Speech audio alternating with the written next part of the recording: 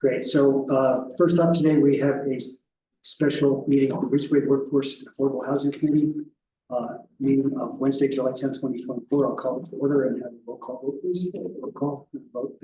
Holly Grover here. Kevin Brownlee Here. Beth Lathan here. Terry Schuyler Here, but not there. Missy Scoville. Sure. Russ Meyer is not present. John Clark. Here.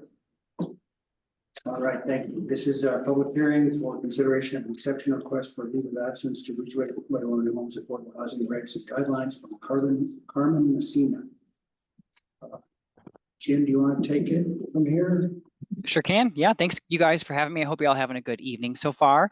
Yep, as we established here, we're considering an exception, presenting to you guys for a motion to approve and or deny for Carmen Messina, is a Ridgway Wetterhorn homeowner asking for a leave of absence.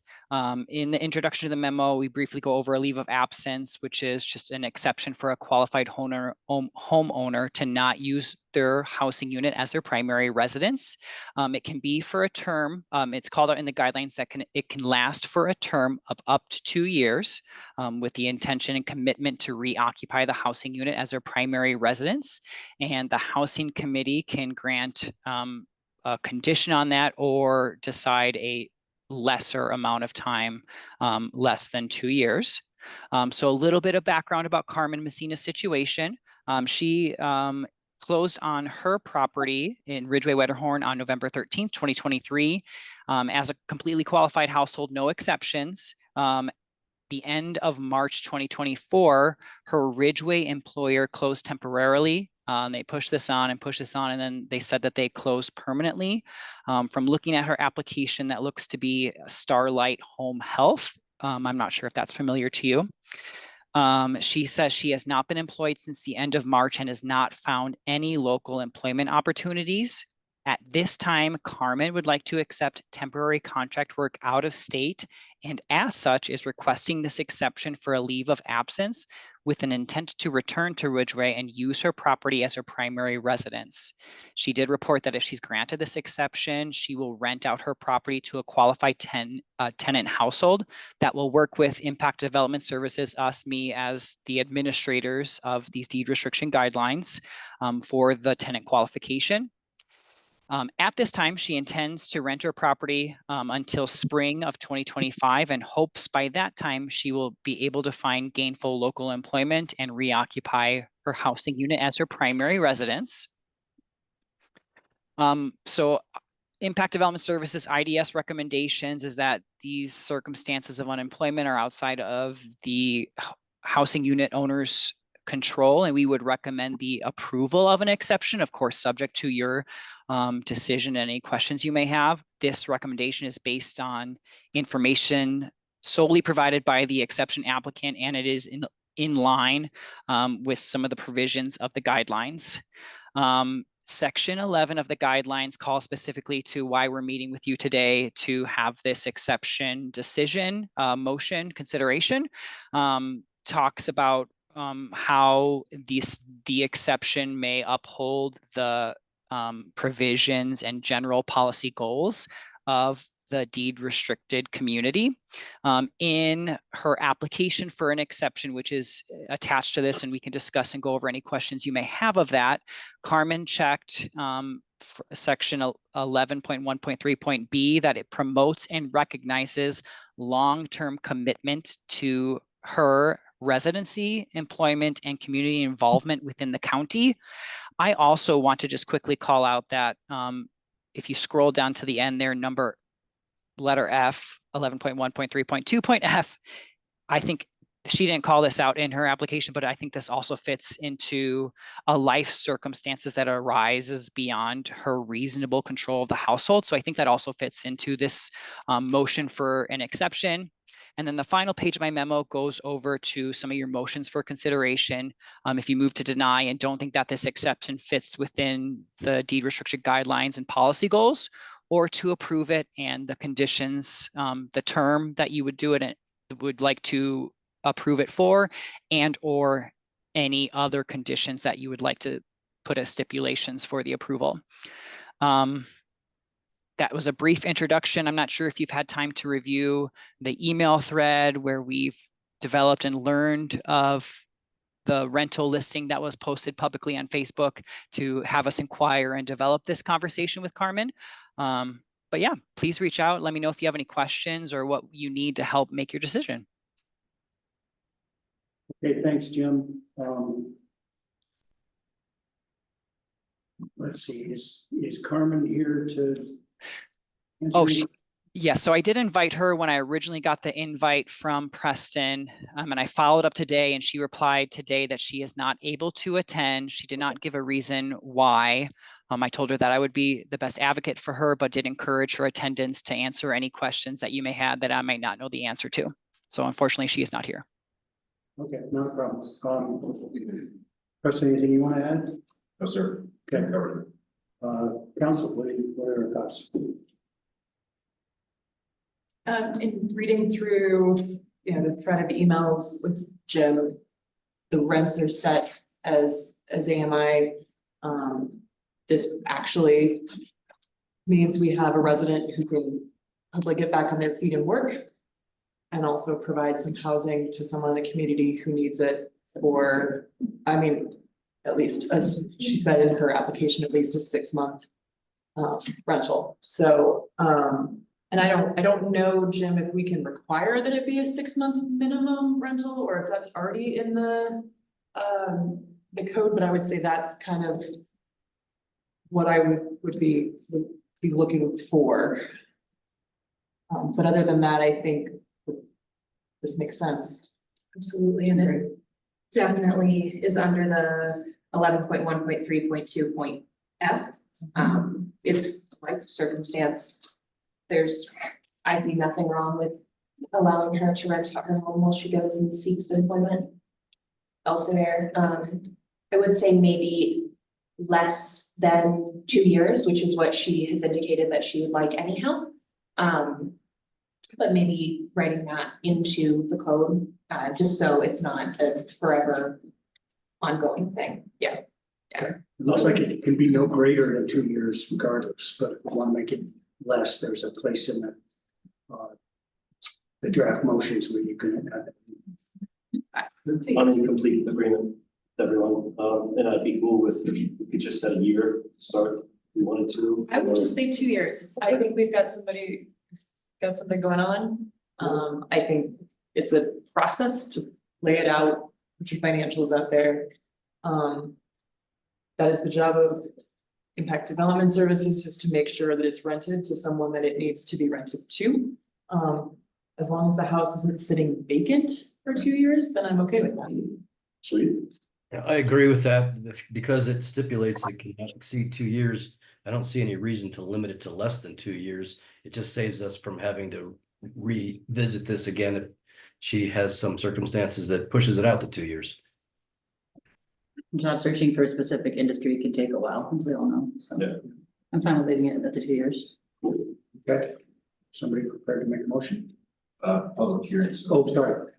Thanks for the, it's a public hearing, so I have to open the floor up for any public comment. If you'd like to comment on this issue, please come up to the podium and state your name and address for us. Anybody want to address council on this side? On Zoom as well.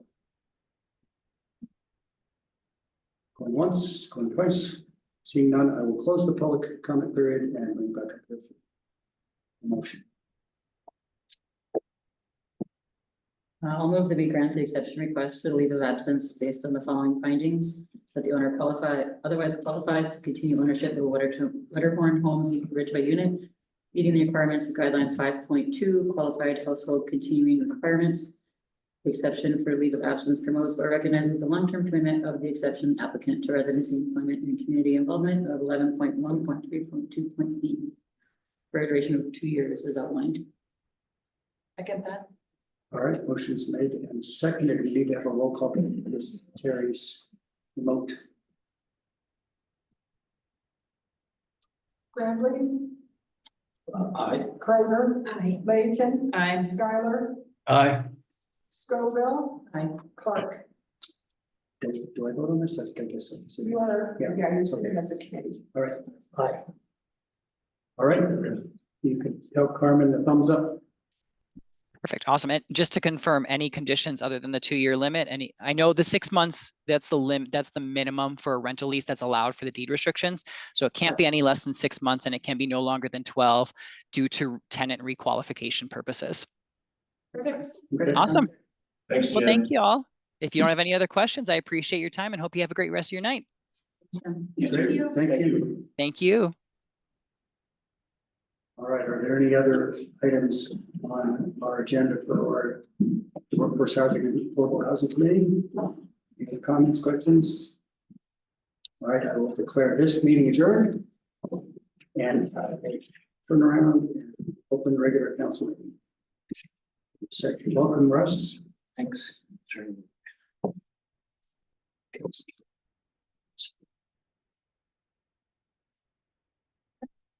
All right, call the regular Ridgway Town Council meeting Wednesday, July 10th, 2024 to order. And the roll call, please. Councilors Graham, Here. Kroger. Here. Bacon. Here. Schuyler. Here. Scoville. Here. Mayor Pro Tem Meyer. Here. Mayor Clark. Here. Thank you. That takes us to additions or deletions to the agenda. Are there any? I have a number. Okay. Do you have any, Preston? I have some.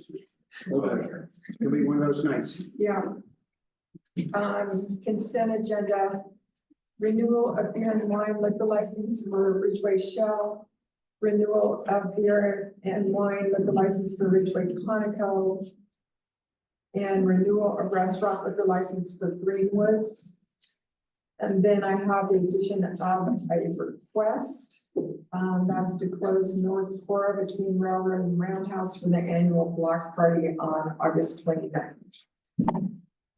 Okay, that item, the first items are all in the consent calendar. The last item we'll put as a new number 5 on the public request and presentations. Preston? You can add an item to the end of policy matters to consider for consideration of rescinding voluntary water restrictions pursuant to the Water Conservation Management Plan, and then we could remove the 2024 strategic plan progress report at a chance to. Got a few things on it, it's okay. All right, hearing those changes, that brings us to adoption of the consent calendar as usual. If there's anything on there you want to bring up separately, please say so now. Otherwise, is there a motion approved? So to approve. Second. All right, motion made by Polly, seconded by Russ. Roll call, please. Councilmembers Graham. Aye. Kroger. Aye. Bacon. Aye. Schuyler. Aye. Scoville. Aye. Mayor Pro Tem Meyer. Aye. Great, passes unanimously. Okay, that brings us to public comments, which is established time on the agenda to address council regarding any item not otherwise listed on the agenda. Comments are limited to 5 minutes. Andy's got something for us. Come on up. How you doing? Good. My name is Andrew Mitchell, I live at 660 Chipeta Drive, Ridgway. And I'm here to address council today with regards to a safety concern on Chipeta Drive. This is regarding speeding. I know this is no surprise for anybody, but we've had some issues on Chipeta Drive. I've lived there for over 10 years at the same residence. And just last year, in communication with town manager and town marshal, we've placed a temporary speed limit sign right in the center of Chipeta, right in front of my property, my house. And 2 weeks ago or so, town marshal asked me to remove it because there was concern from supposedly a local resident who was scared of hitting it or crashing into it. But either way, I'm here to request to replace and put it back into the middle of Chipeta Drive, because speeding of vehicles has increased again. The sign, since we placed it last year after discussing this with town manager and town marshal in person, has shown that it has reduced the speeding on Chipeta Drive. The sign is 6 feet 2 inches tall, and it's about 12 to 14 inches wide. There's a second sign that is west of Chipeta, that is still in place, has not been removed. That one is only 4 feet, 11 inches tall and 32 inches wide. That one is still in place, and I'm just requesting for our site to be replaced again. We have 14 children that live on Chipeta Drive. It's a cul-de-sac. And like I said earlier, speeding of vehicles has increased. There is a speed limit sign immediately east of the intersection of Sobeda and Chipeta, but there are no speed limit signs west of the intersection. Therefore, this temporary sign, which is, and I refer to as temporary because it's only there in the summertime, we move it over to the side in the wintertime to allow for plowing, has shown to be quite effective. My son is 48 inches tall. So if anybody has any issues, hitting a sign that's 6'2", I'm just under 6 feet. I have no doubt that they will have, it's very likely that they will hit any object that is shorter than that sign. So I'm here to ask town council for us to, even if it's a temporary result for between now until we find a permanent solution for this matter, that we can replace the sign on Chipeta Drive. Okay, thanks, Andy. I would guess that everybody on council is supportive of the idea. I guess we need to have Shane and or Preston weigh in and there's issues. Yeah, I don't think there's any specific issues to address. We can work with Mr. Mikulich. As a lot of folks know, our code enforcement protocol and process is complaint-based. The sign that had been put out there doesn't meet our sign regs. It's pretty straightforward there, but I'm confident we can find some sort of solution that will work for everyone, so that it doesn't ruin anyone's day. We get folks to slow down and everyone's safe. So Marshall and I can do that. And just a note, like a lot of the slowdown, I'm guessing, is that there's a thing in the middle of the road, whether or not it says slow down. I mean, those are the known traffic calming measures. So if we need to consider, some sort of something that would allow either administrative approval or council approval for temporary things in the middle of roads to slow things down, that might be something we should consider. Thanks, good point, to have direct staff to explore options that don't, that do meet our codes. I think it's a good point. It doesn't necessarily need to be a sign as long as it's an object that catches people's eyes and makes them slow down. Because the concern of maybe the complainer is accurate. If you would like to go faster, it sucks when there's a thing in the road. And I don't really care if you think it sucks. So, I think council direct staff to work with Marshall and find a solution that works for them. And my guess is that there are a lot of people in the town of Ridgway that would like to see something similar on all our streets. I know I would like to see something on Moffett. So I think it would be helpful. We've talked, as most of you know, we've talked about this over and over again for years now. We've experimented with temporary speed bumps with plastic ones up on Amelia. There's one now. I think that really helps. Drivers don't like it, but I'm kind of with Beth. I don't click here. They don't like it. It needs to slow them down. So I think, again, we just ask staff to continue to look into options that can be traffic calming devices that meet our codes. Anything else on that end? Anybody else have public comment not related to something already on the agenda? Come on up here, Fred. Oh, okay. Yeah, Andy forgot to mention that there's old people who don't even move as fast as the kids. And then you could, if we consolidate, well, there's a stop sign there. And I do English and a little bit of Spanish. I thought I knew what stop meant. I would say 9 out of 10 cars, that should slow them down going on up Chipeta, but it sure doesn't. Not 1 in 10 people stop at that stop sign. And so maybe a little enforcement along with whatever gets decided. And then you could take a day off. The speeders there consider every day to be that it's Chipeta Speedway. And you don't have to stand out in front of your house very long before you get that. And maybe they could just limit that to 1 day a week. Thanks, Fred. Yeah, I think any of us that live in town, I live next to an intersection with a stop sign and almost no one stops. Everybody treats the stop signs at best like a yield sign. That's always been the case. It makes enforcement really difficult. We simply don't have enough manpower to post a cop next to every stop sign. And I do know that our marshal's department does their best to try and make sure they monitor the side streets, but they have a lot of ground to cover. So, yeah, I think this, again, this is something we've talked about ad infinitum for years, and we'll just have staff and the marshal work on some innovative solutions, hopefully. So, thank you. Anything else from public comment? All right, that takes us to item number 4, public requests and presentations. Request to close out parking spaces on North Cora and Clinton Street for the Colorado Grand Auto Rally on September 10th. Is Colin here? Let's see him. Maybe, do you think he was gonna come? He should be coming. I mean, I can tell you what they're asking for. It's in the packet. They wanted to designate parking spaces for the Colorado Grand. And so I asked them to draw a map.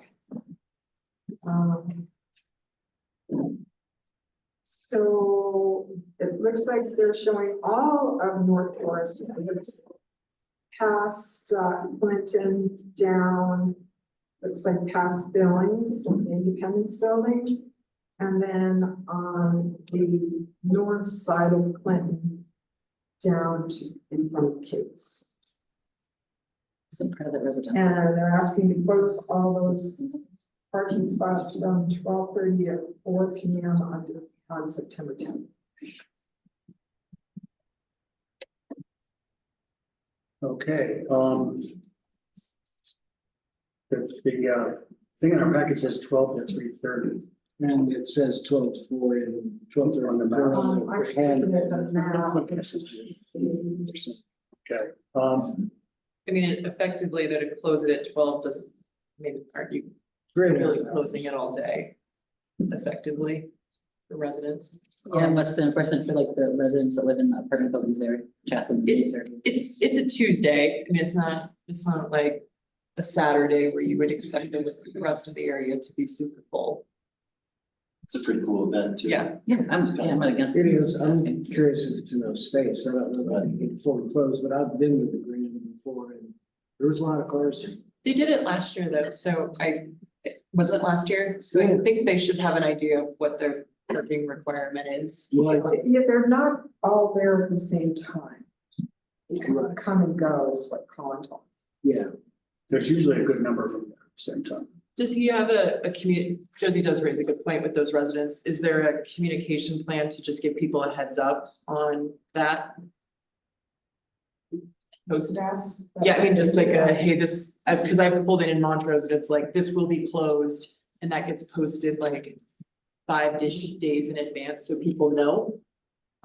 Shane, is that something we would normally do?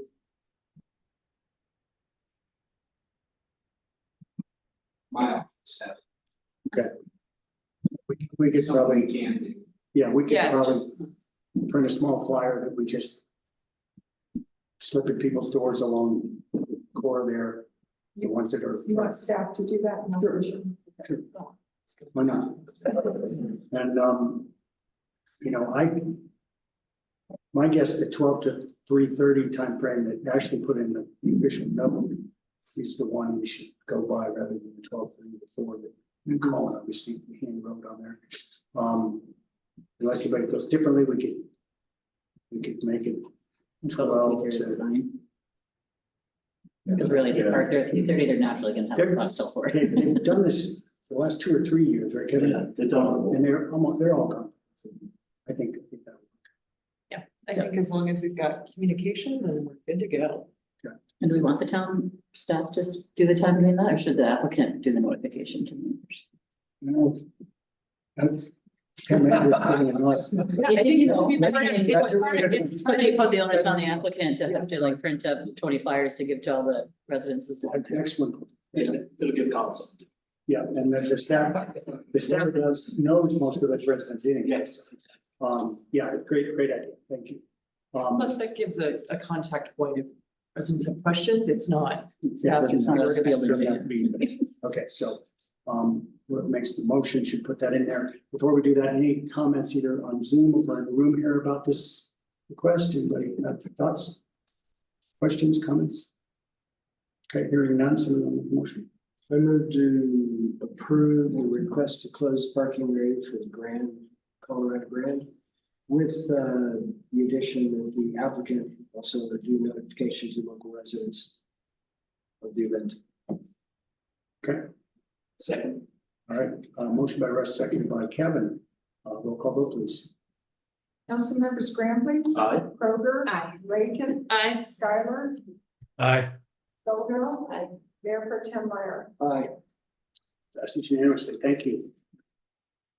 Okay, and then the new number 5 was, remind me, Pam? Was the request to close North Cora between Railroad and Lincoln House for the annual block party All right, on August 29th between 5 p.m. and 9 p.m. that's the industrial park party that they did last 2 years. Yeah. Great. Questions, comments? Seems like a really good event And well managed. August 29th, so Thursday night. Absolutely. And is Tom Bennett still doing it, organizing it? Yes, but yeah, Will is the one who always makes the application though. Okay, good. So that same groups on top of it, they seem to do a good job. Again, any questions, comments from the audience? Hearing none, so we'll move to the motion.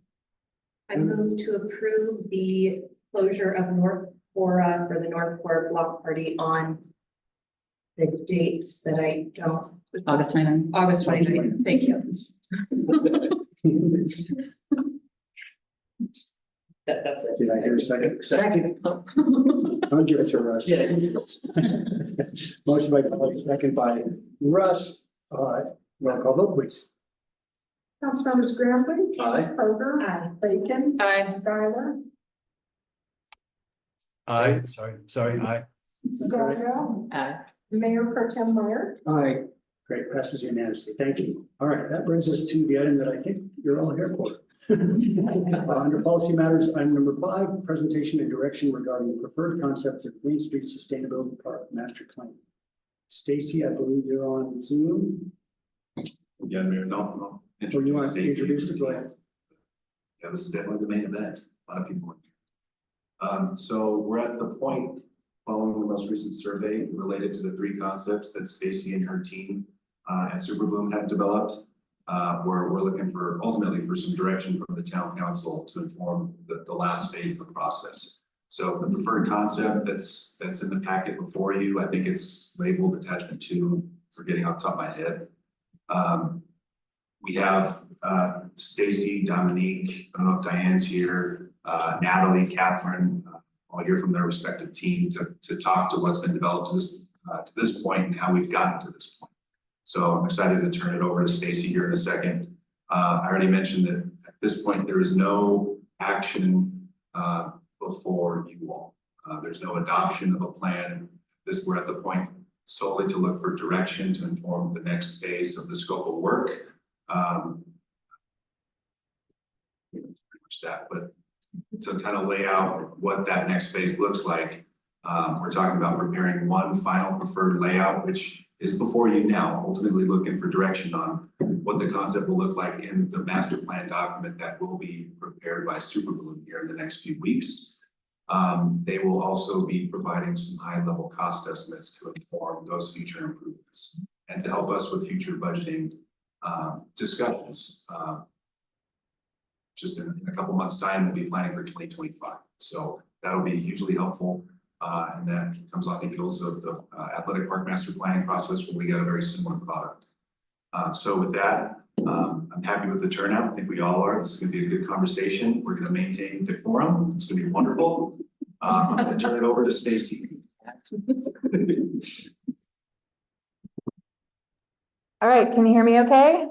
Yep. Great, thank you very much. Excited to be here virtually. Thank you, Town Council, and glad to hear there's a good turnout.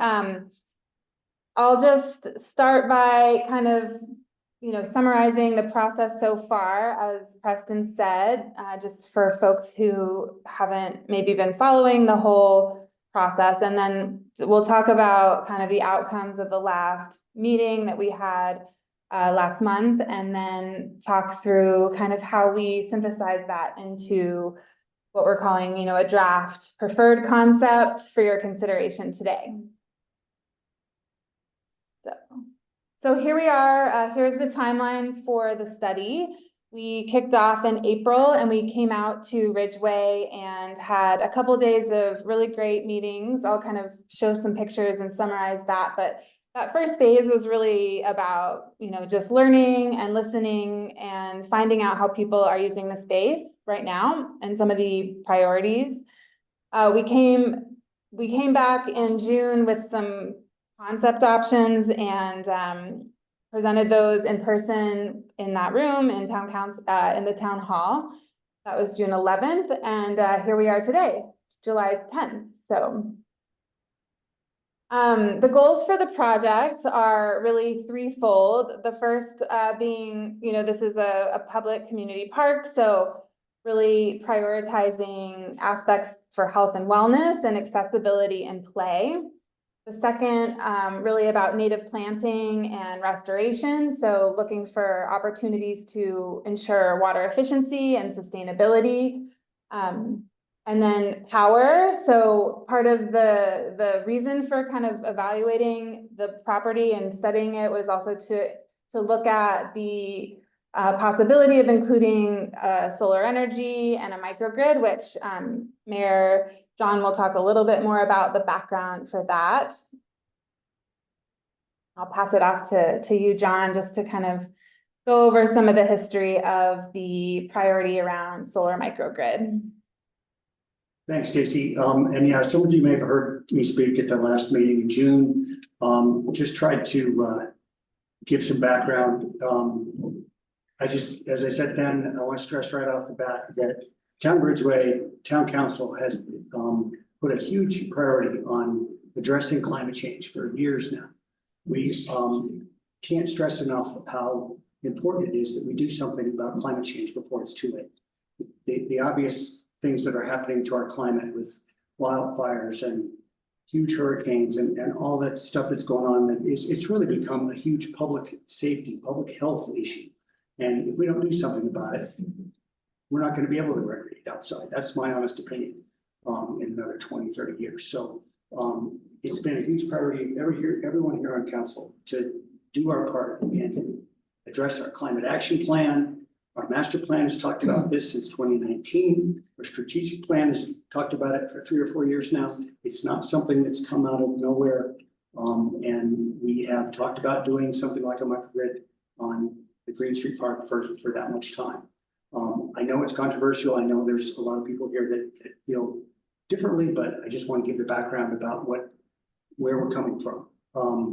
If you don't know what a microgrid is, it's essentially a local electric grid with defined electrical boundaries. And it creates a situation where if there's a long-term, larger area outage, the town can have as much as 4 hours of backup power that gives us time to do something about the greater outage. And the more solar that we can put in over the years, the longer we can make that battery power last. It basically gives communities like ours the flexibility to deal with the instabilities of the larger grid and have a more resilient electric supply. As I said, our master plan, strategic plan, and climate action plan have all addressed this for many years now. Beneficial electrification is being touted as one of the best ways to seriously reduce our reliance on fossil fuels. Solar power is one of the best ways to address that.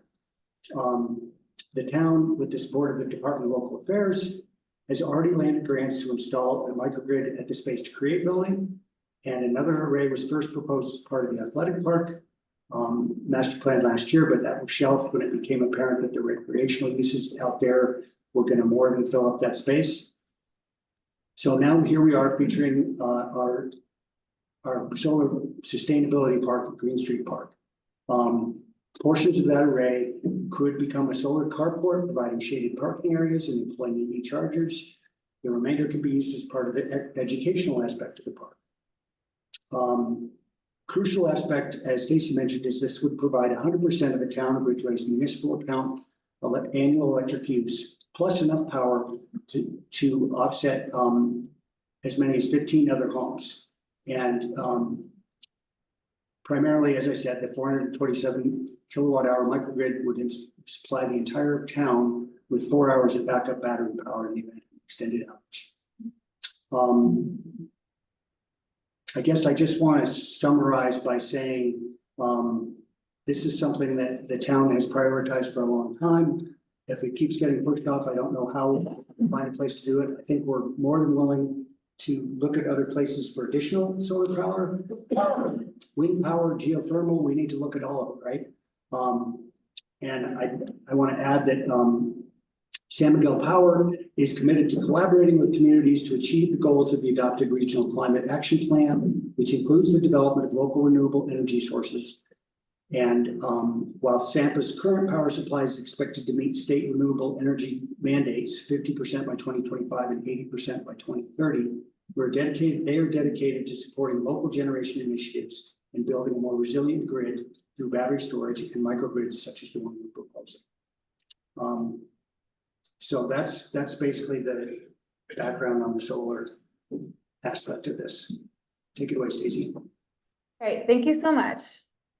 And this slide, as the mayor was talking about, just show some of the different types of solar applications. So how solar can be used in different ways and be multifunctional or also standalone. And we have explored all of these options in the concepts that we showed you last month. So I'll just quickly summarize the process in a little bit more detail. Here is the site. I'm sure most of you, not all of you, are familiar with the community garden and the apiary sites, which are here on the north end of the property. We visited in April and met with the community garden group, the apiary members. We also met with the Parks and Trails and Open Space Committee, the Sustainability Advisory Board. We met with several students at the high school, and we also held a public meeting where we, talked again about the priorities for the park. We created this game to kind of, help us think through, like, this is a limited piece of land. Here are all these ideas that everyone has an interest in how to use it. Like, how do we kind of balance those resources across this space? We also created a website, which probably some of you have been to if you filled out the survey, that gave a bit more information and kept people updated on the project. We've sent out a couple email updates if you gave us your email, but that's kind of the main way we were collecting survey information. So at this first meeting, there were about 30 people there. It was a really great turnout. We received about 84 responses to the online survey, which was also great. And from that, we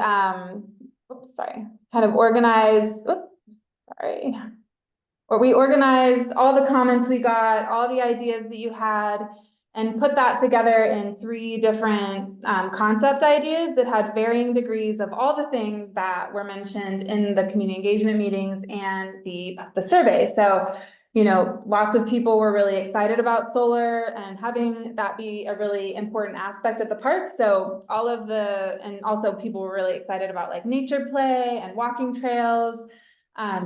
Probably the greatest cohesion was around, native plants and pollinators, and really making this a really special restored landscape. So we made sure that all of the concepts included those things, and we kind of met with everyone back in July, on July 10th, and talked about the different options, and we asked for your input on them. And we had people rank them based on, which ones were preferred and which ones were least preferred.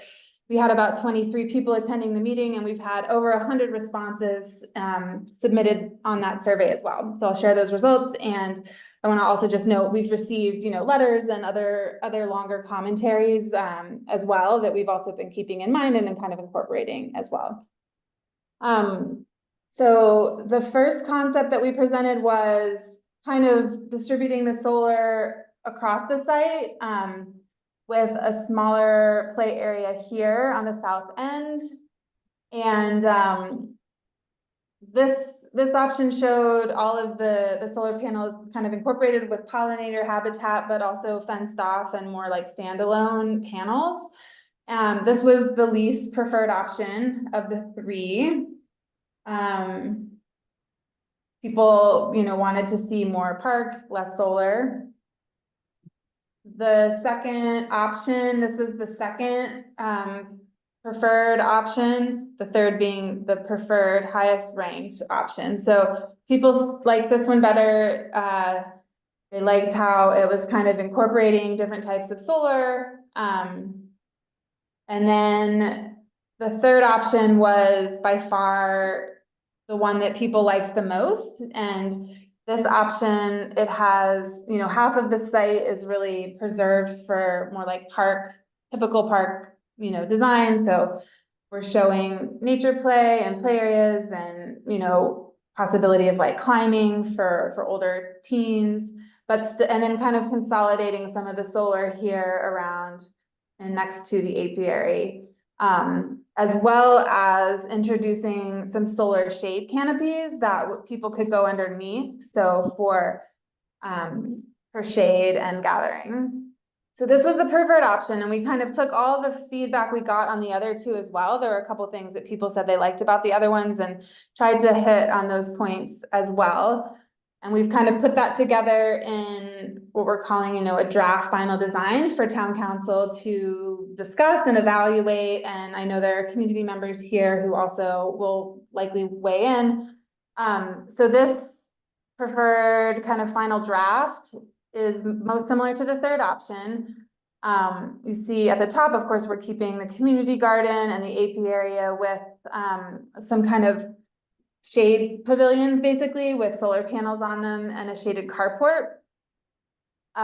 This one has sort of a larger area of solar panels here in the middle with a proposed planted buffer along the edge here to minimize the visual impact that some people talked about in the comments, but also balancing, being able to provide a substantial amount of power very efficiently.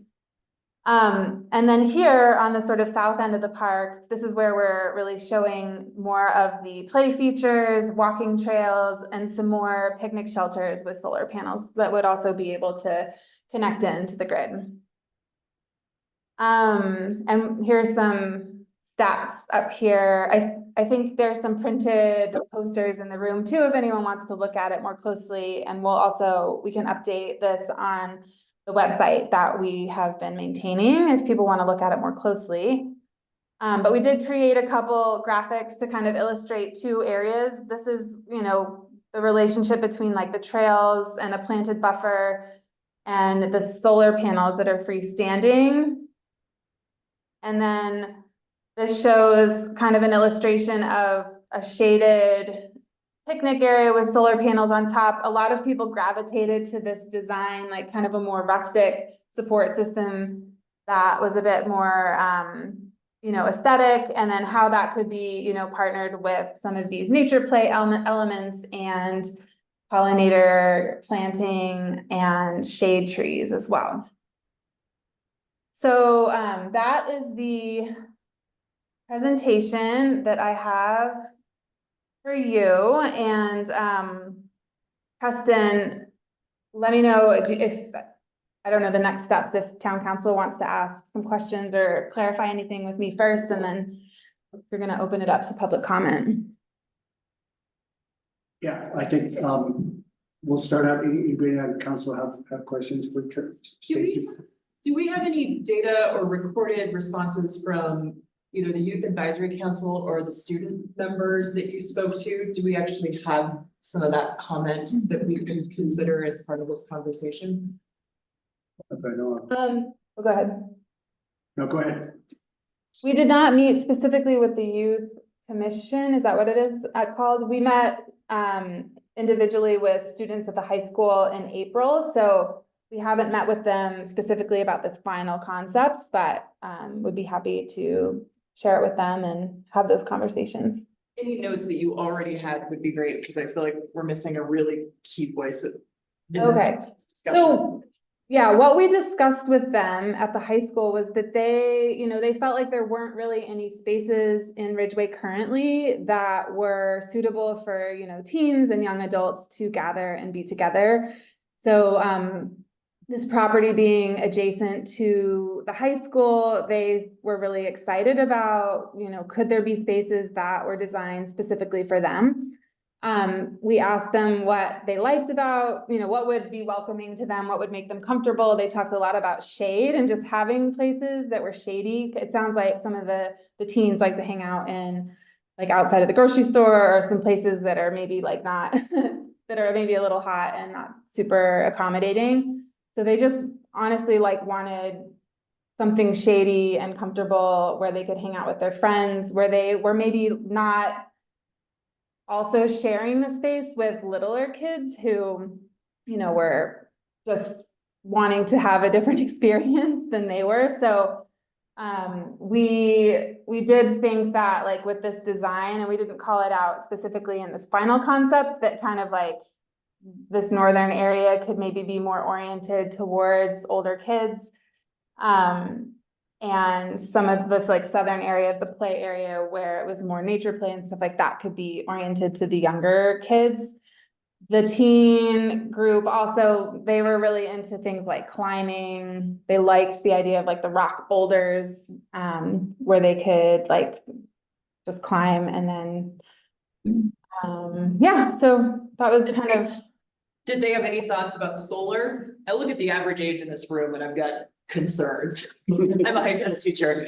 I mean, they were interested in the solar. They loved the idea that some of these pavilions could also be educational in some way. So, teach them a little bit more about how solar works, that there could be a kind of interpretive element to that. And that there was a little bit of discussion around some of the programming at the school itself too. So, whether the teachers would use these spaces as outdoor classrooms, and they were definitely interested in that.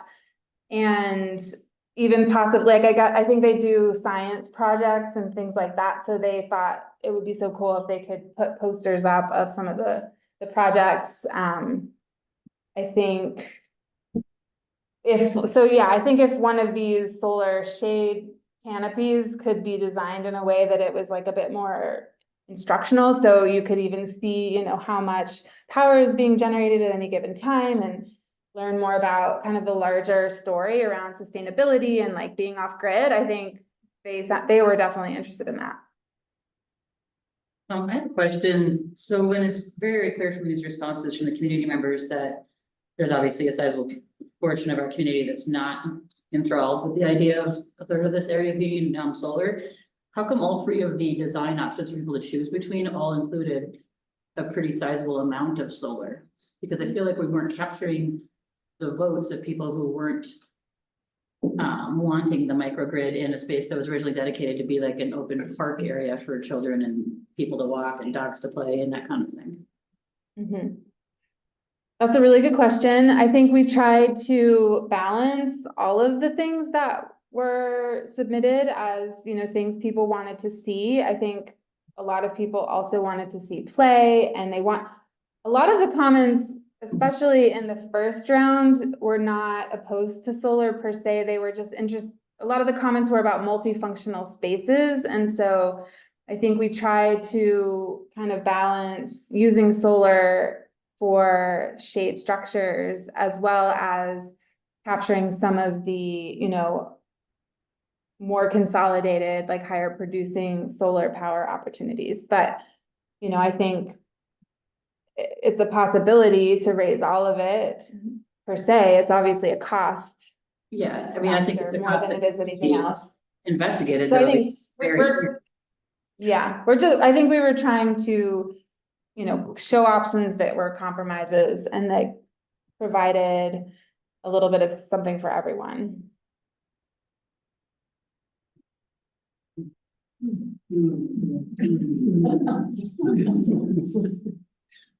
Anyone else up here have comments? Yeah, I have one other quick question. So in the design, it says that the power is gonna be stored in the batteries. Where are the batteries located? Batteries are gonna be at Sampa. At Sam. Yeah, and there's also gonna be solar at Sampa as well that will be. Okay. Yeah, yeah. Yes. All right, thanks, Jim. I have one comment before we kind of move to the public, is I would really challenge us to think about what is a park.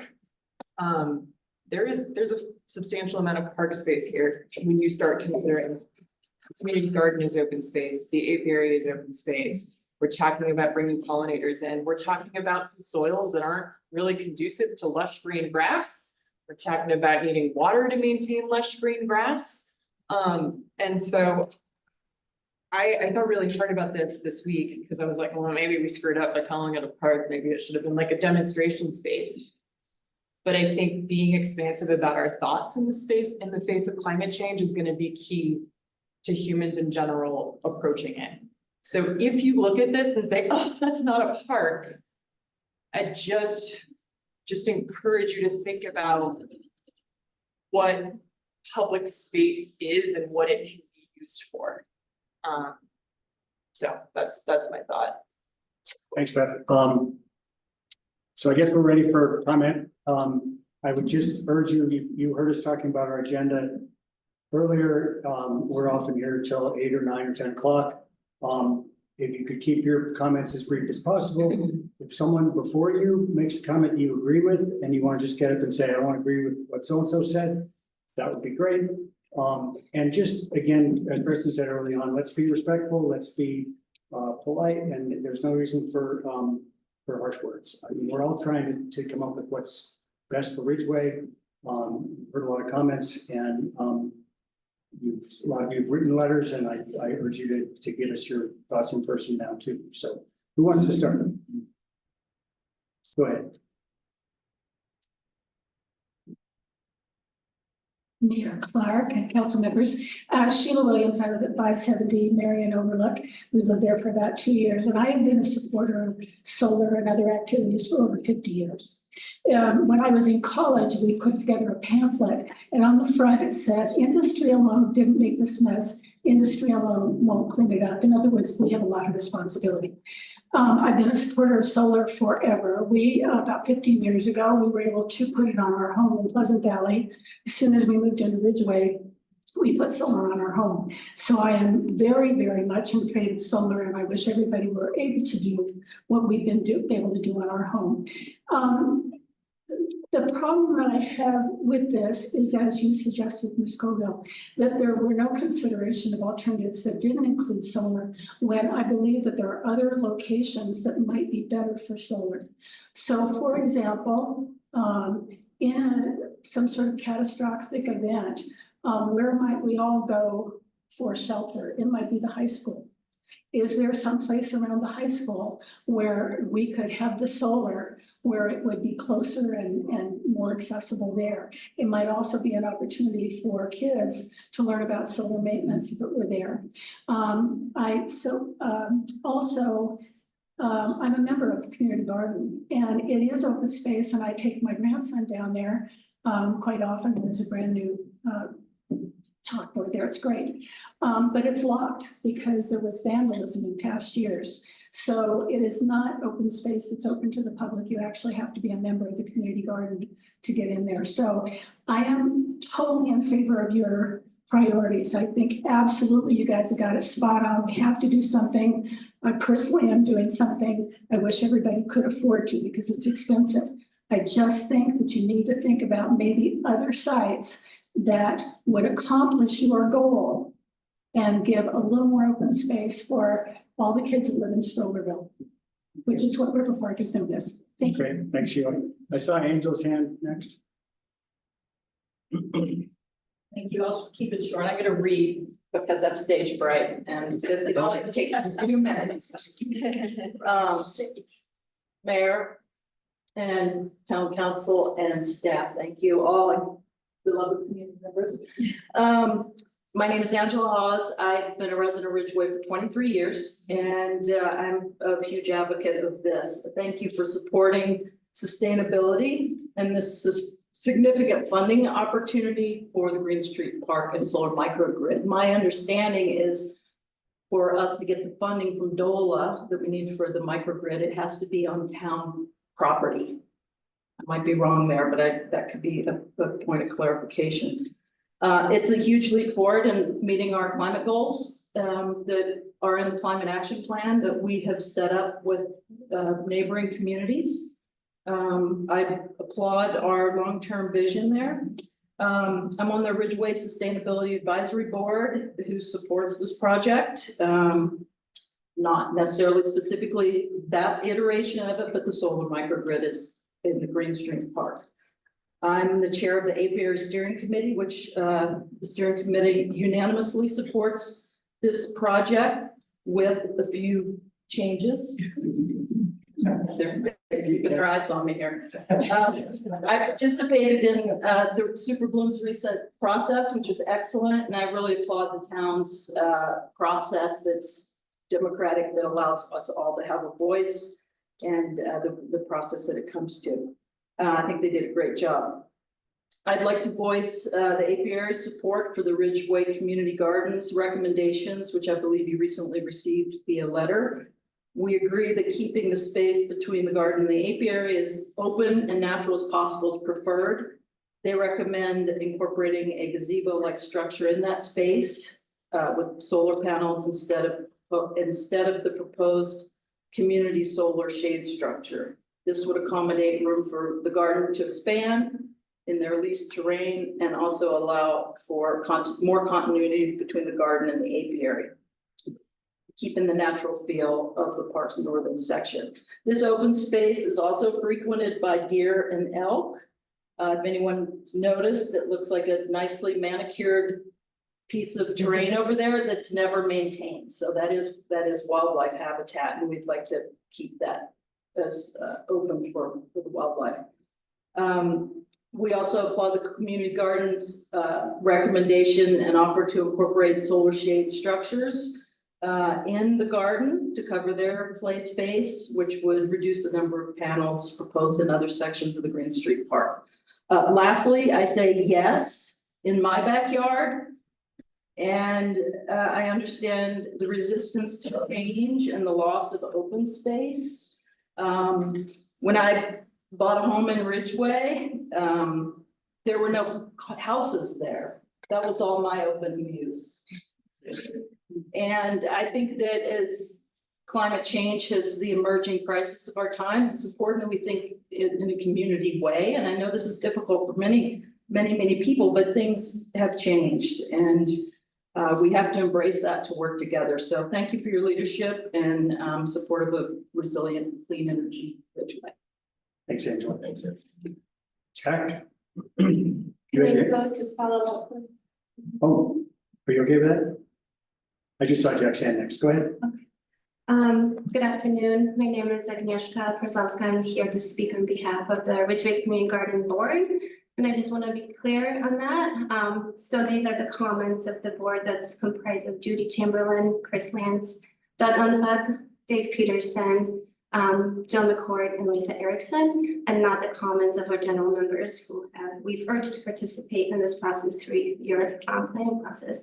I just wanted to echo and articulate some of the things that Angela brought up. First of all, our comments and feedback are specific, were in that letter regarding the 1 acre lease that we have signed with town that you agreed upon to last until 2042. And that area actually extends all the way to the southern edge of the apiary. So there's some land undeveloped currently in between the apiary and the garden that has been included in this plan.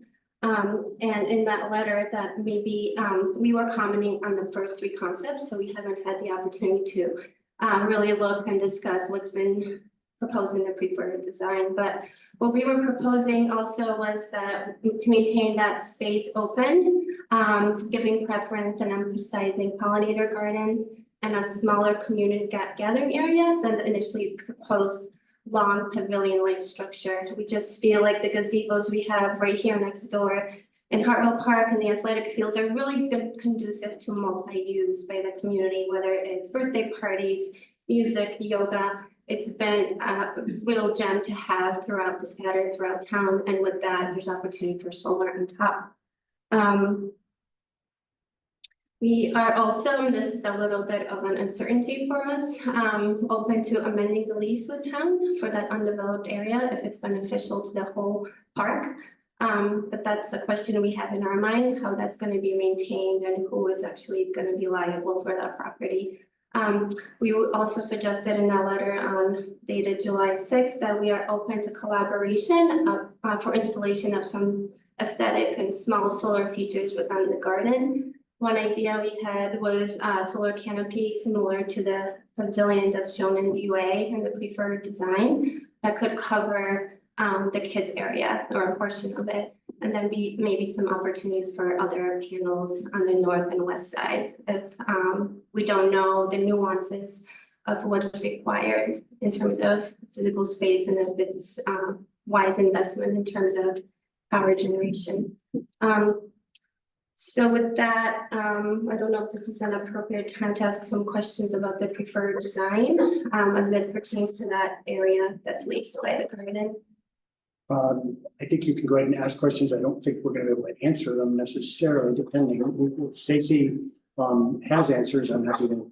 Sure, I think this is a question for Stacy. For the outdoor classroom that's sketched in the northern section, can you elaborate more on the dimensions of that and what amenities are being envisioned for that space under the panels? Sure. I'll have to check on the dimensions. I don't have that at my fingertips right this moment, so I could look it up. And we could provide that to you. I think, you know, this is a high level plan, so obviously we haven't like designed exactly everything, but I think we imagined it would be a play. I think it could be kind of like a seating area with probably a crusher fines or some kind of, you know, solid ground or concrete, and that it would be just very flexible and multifunctional. So yeah, to be something that you could have group gatherings under, you could have picnic tables there to do, you know, seed saving or workshops, or that the students could come and also gather there. But I think the idea would be to keep it as multifunctional as possible. And if their funding allowed, I think, you know, it'd be really cool to have a wall part of it that had those like interpretive elements as well. Some of this relates obviously to funding and what you guys want to see. So I think if that's like important to factor that in, we can certainly incorporate it into the next, you know, final version that comes out of this. Okay, also in that area for the carport, how many cars do you envision being able to fit in there? Is it? We were not proposing that it be larger than the parking area than it is now. So I want to say off the top of my head, I think, is it like 5 or 6 cars can park there currently? So, you know, when we did the first survey, we did not actually find that people were really driving to the site, that most of the people that responded said they imagined walking or biking. So we didn't see the need to kind of build another car area. And actually, I mean, if you thought even this amount of parking was not needed, there's obviously a lot of street parking as well. So that's something, you know, I think we're open to hearing more comments on. This was more just related to the existing parking area that's at the site today near the community garden. Okay, thank you. Sure. I guess the other question is for council and how we move forward regarding the lease, and whether it's town's intent to integrate that part into Green Street Park, or I guess, how much can where do we land on design, like having input for that portion of it? Well, that's a good question. I think we probably need to continue to have discussions. Yeah, I think that right now, we're just trying to establish a guiding document. I'm not so sure that the lease contemplates expansion in the area that you're talking about. We'll need to verify that.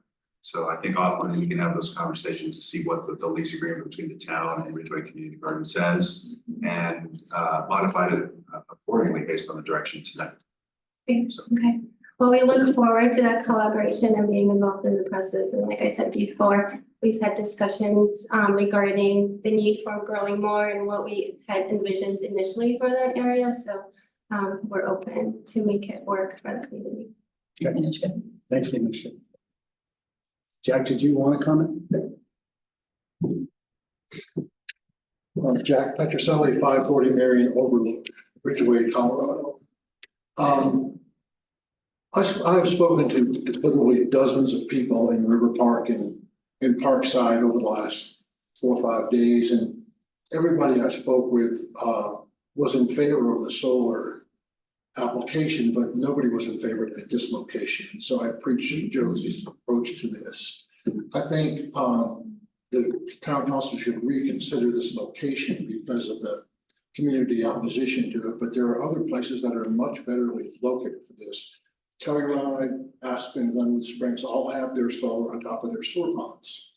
Town owns 4 or 5 acres of unused property that could fit a solar park larger than we're talking about here with much less community impact. Green Street is going to be, in my opinion, the highest traffic street in Ridgway soon because of the high school and high school activities. And it would be nice to have that park as a park and not as a solar or industrial use. So again, everybody I spoke to was in favor of the solar, but not at this location. So I think the location should be a rethought. Thank you. Thanks, Jack. Scott? I'm going in order that I see hands. Thank you, Mr. Mayor, Town Council, Scott Williams, 570 Marion Overlook. And first off, I want to say that I agree 100% with what my wife Sheila said. That's why you get married so long. I would like to add a few comments about a possible location. The town owns, as I understand it, the parcel where the racetrack and grandstands are. And that would seem to me to be an ideal place for a solar array on top of the grandstand roof, or covered parking at the visitor center area, or covered parking in the adjacent areas to the racetrack. And so I haven't heard that mentioned as a possible alternative site, but it seems to me you guys are getting a lot of pushback on this particular location, I think with good reason. And so that's what, that's my comment. Okay. Thank you. Thanks, Scott.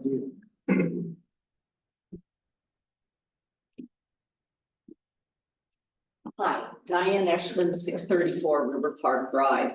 I live in an area where we have a lot of solar on our roofs, our houses. There are many people have solar arrays, and I have no objection to it. In fact, I think it's a really good idea. I'd put it on my roof if it was situated correctly. What concerns me about this site is the fact that most of the growth now is going to the north part of the town. And we don't have any green space except for that park area. I mean, that's it. Jack is going to be building a big subdivision just up from where I live, which is going to have lots of houses on it. And the continuation of the build out of, the Green Street area and our subdivision. And the bottom line is that's the only green space we have, whereas people on the south end of town have big athletic fields, they've got a lot of open space. And so it concerns me that's, I agree with Jack. I just think that the solar could go someplace else that would be more appropriate so that we could take that little, I think it's 6 acres that we have, and keep that as green space. We're not talking about manicured lawns here. We're talking about wildflowers. I think most people buy into just wild vegetation, letting the deer, come out there and graze, and not having fences that are going to try to, hide the solar arrays and stuff. So it just seems to me it would be better for you guys to consider a different spot for it. I know that it was proposed on the south side of town. I know there was a lot of pushback there. And, I guess I would just hope that you guys would consider our little space that we have there and, let us keep that for future growth and, because we have a lot of young families, in our neighborhood. And that's important space. So then people go by that area all the time and they use it. So thank you. Thanks, Diane. Yep. Jim.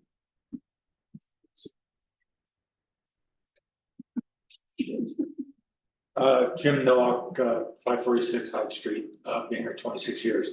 I don't think there's a person in this room that's not into solar, wants solar, and is a advocate of it. I think what I hear is the location, but I mean, I'll just go back. I think the ball field up by the school, the upper half is owned by the town.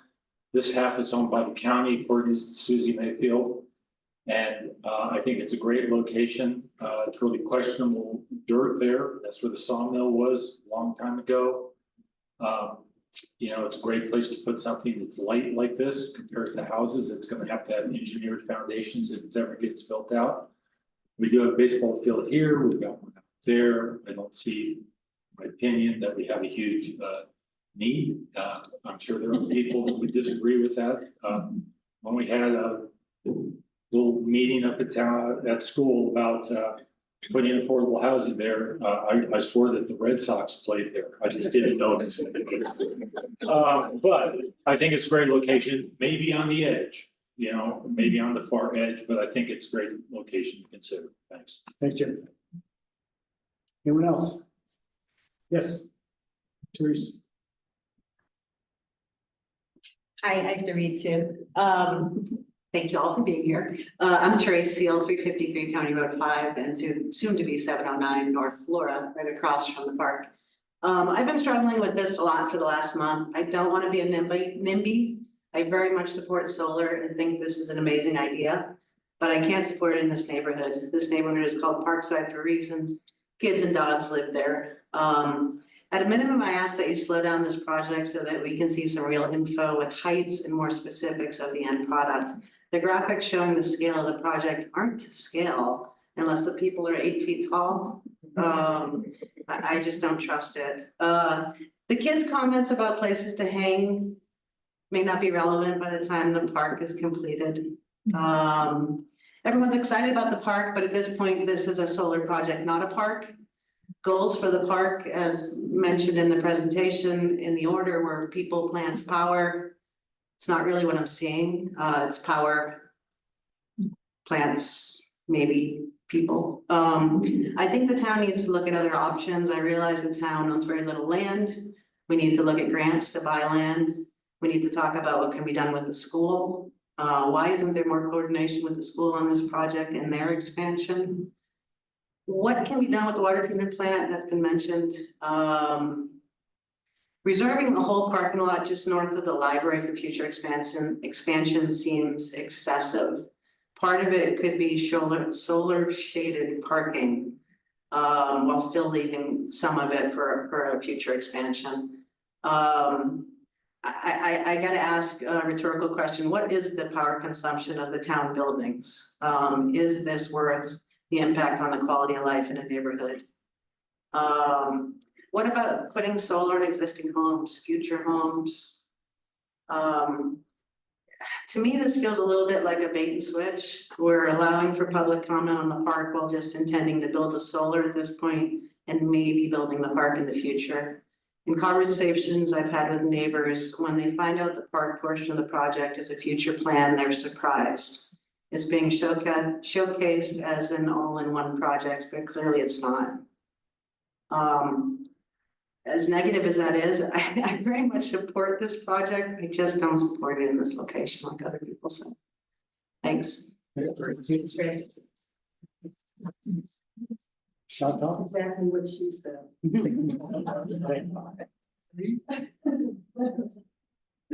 Hi, I'm Chantal. I'm 590 Marion Overlook. I'm going before my husband, so he can say he agrees with everything I say to him.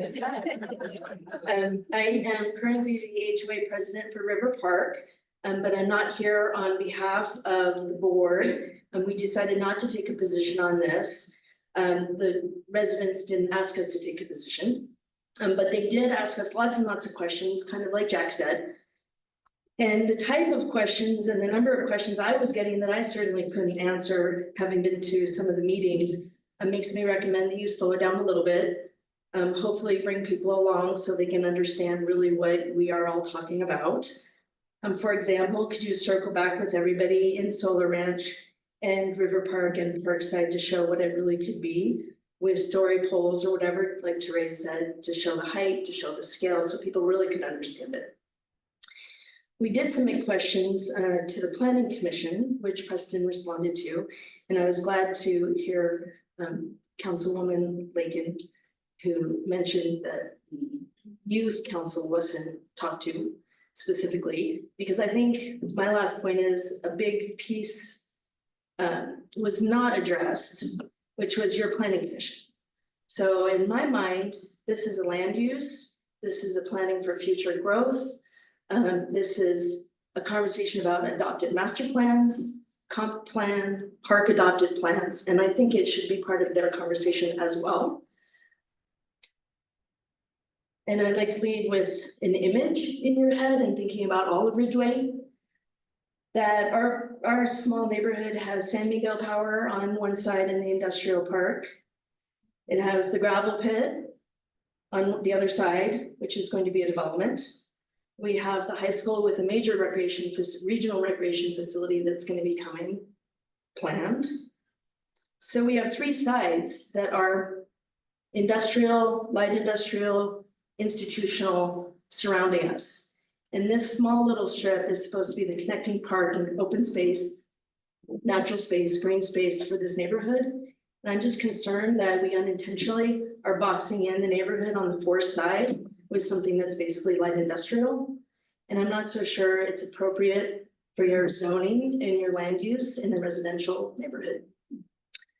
So I'm hoping that you don't want the north side of Ridgway to be something separated from the rest of Ridgway by industrial uses. And that we unintentionally create an us versus them in two Ridgways instead of one. I've heard comments about this in the past month about the north side, which I'm sure most people don't think about. But we all want to pull together to help you realize a vision, just like everybody has said. We agree with solar, we agree with your vision. The inspirational aspect of the grant applications were wonderful. We just had to find the right place. Thank you. Thanks, Chantal. Doug. Doug. You agree with everything she said? Somebody, let me say, golden thunder. Sorry about that. That's, I do want to say preemptively or close to emphatically, I agree with everything my wife says. I'm Doug on 590 Marion, and we are newer community members, but we got involved early on with the community garden, the apiary. I'm now on the school board. I mean, edged Josie out. I don't know who got the short straw. Thanks. Part of that process was learning about my neighbors, my neighborhood, and you know, I just want to start by saying, what a great place. You guys are the best. And so take it in that context. When I looked at the master plan that was accepted in 2015 and adopted by the town, what I saw was this great connecting park that connected to the north to the south. And I'm not going to reiterate that point's been made, but my concern is primarily that this cuts it into three parts, and you have to basically go around this solar array to get to the north end of the park. Now, I think those are all solvable problems, but I also wanted to say that this caused me to go look through all the documents. I looked through the master plans, the future land use plans, and because I'm an architect, my theory is this town is as good as its master planning documents.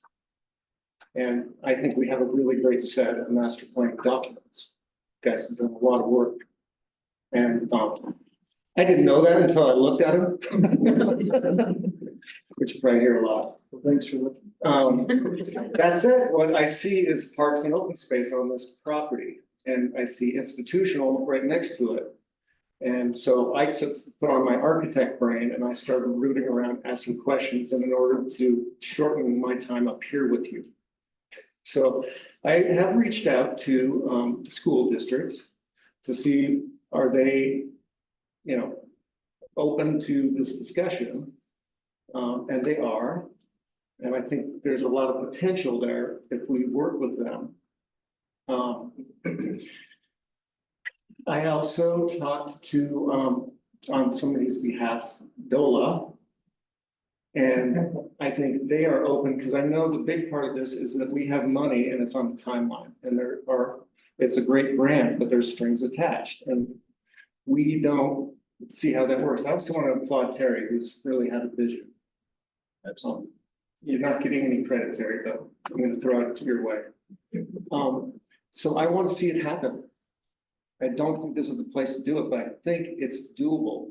And I think we've got to get to work on it. Okay, thanks, Doug. In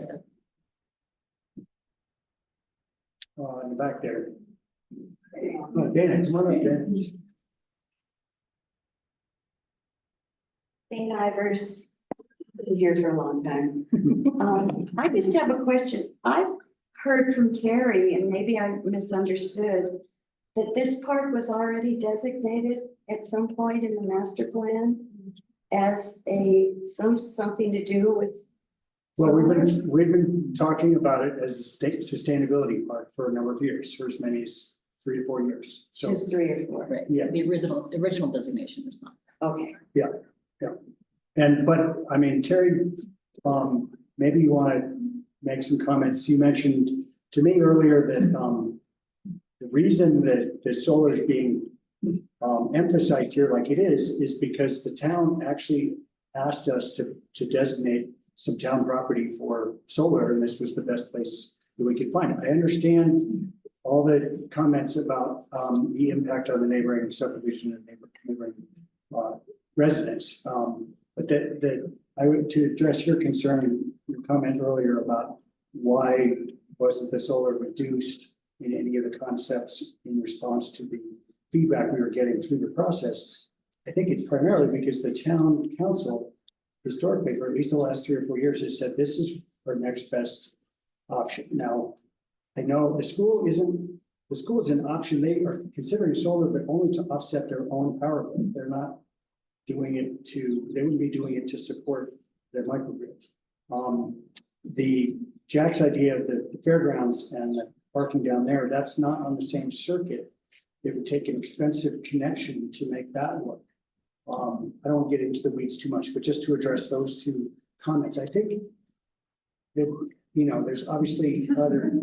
Dana, did you? I'm sorry. Keep talking. I didn't want to hear what you have to say. Okay, well, yeah, I mean, that's kind of some more history. So John, this came out of the athletic park discussion last year. Yes. It was proposed that there be solar included in the athletic park process.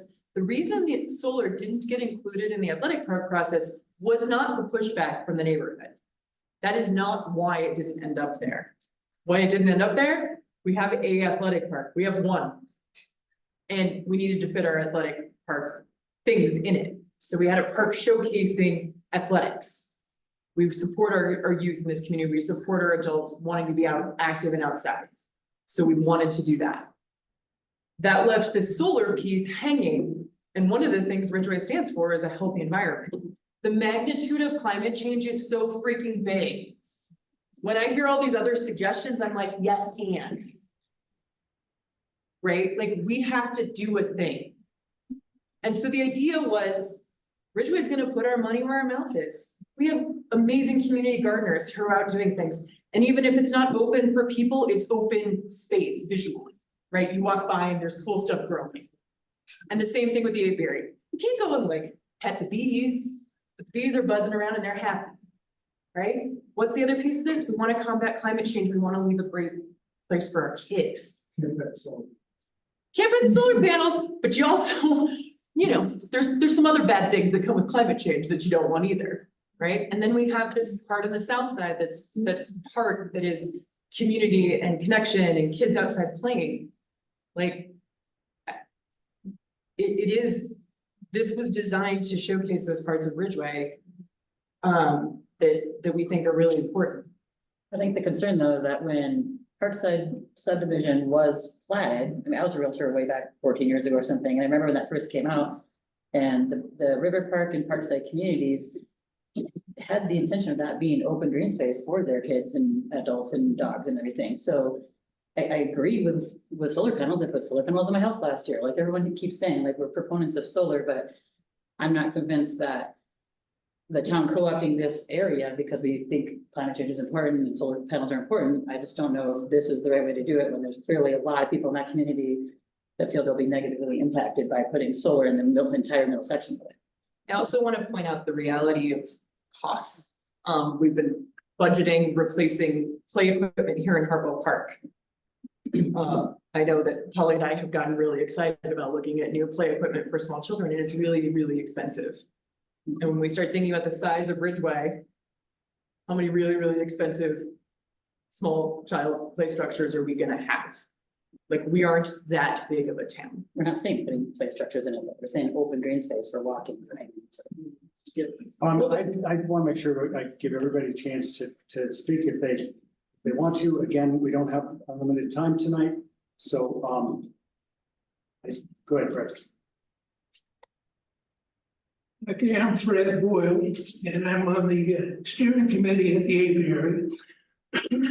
And I have argued for quite a while with the other members of the steering committee in order to keep, for a specific reason, the grass that you see 6 feet tall inside the apiary with the beehives barely showing above them. And contrast that with how mowed this entire parkland is with nobody mowing it. And then there's a word that I heard at least a dozen times today, but it's more in a way of, well, I covered that and it's dismissed. But when you look at what wildlife, I'm not sure what people have in mind. What I am sure of is that if you pick any of a dozen wildlife critters and you say, what's going wrong with them in Colorado? Same answer, every single one, habitat loss. And that strip is a significant winter spot, long and skinny as it is, for the larger ungulates. The deer are our iconic deer here in Colorado, and the elk. And they can't get over into those cow pastures because they do a little, but they're overgrazed. There's not much food or food value in what's over there. And of course, the houses present a barrier. So it's significant. And if we're gonna, save ourselves from ourselves, we have to save all sentient beings, all the wildlife. And we have to not just mention wildlife, but we have to be pretty specific about how. So. Good, thanks, Fred. Let's see, Michelle, Tara, and Tom, and Jake, and Christine. So apologies, I'm going to read from my phone as well. Thank you very much for all your work, hard work in the past, and respectfully. I'm a science teacher at the school. I'm on the steering committee of the apiary. I'm a community member, live up in Pleasant Valley, but I go by that park almost every day on my way to school where I work. I'm also a solar power user. My solar panel happens to be about 12, maybe 15 feet high. So you can easily walk under it, no problem. It's not, kind of a visible eyesore. I'm hearing a lot about location, location, location. For me, that's a real estate term that's individually oriented, not community oriented. And I encourage people to think of integrated uses, which this sounds like a fabulous opportunity to be able to use. Solar panels in this area will provide much needed shade. The soil there is very poor, so this picturing of this lush green park, I think, isn't very practical. Maybe we think more in terms of, a food forest and have trees where the pollinators are up and out of the way, so they're not in the, we're not lining the play area with pollinator friendly plants, so we could get into conflict with the apiary and those people participating in the park there. So I would encourage that. And we can have integrated use there. On behalf of the students, it's unfortunate we don't have any students here, but I can tell you that they were very excited about putting together that project of the electric chargers at the school.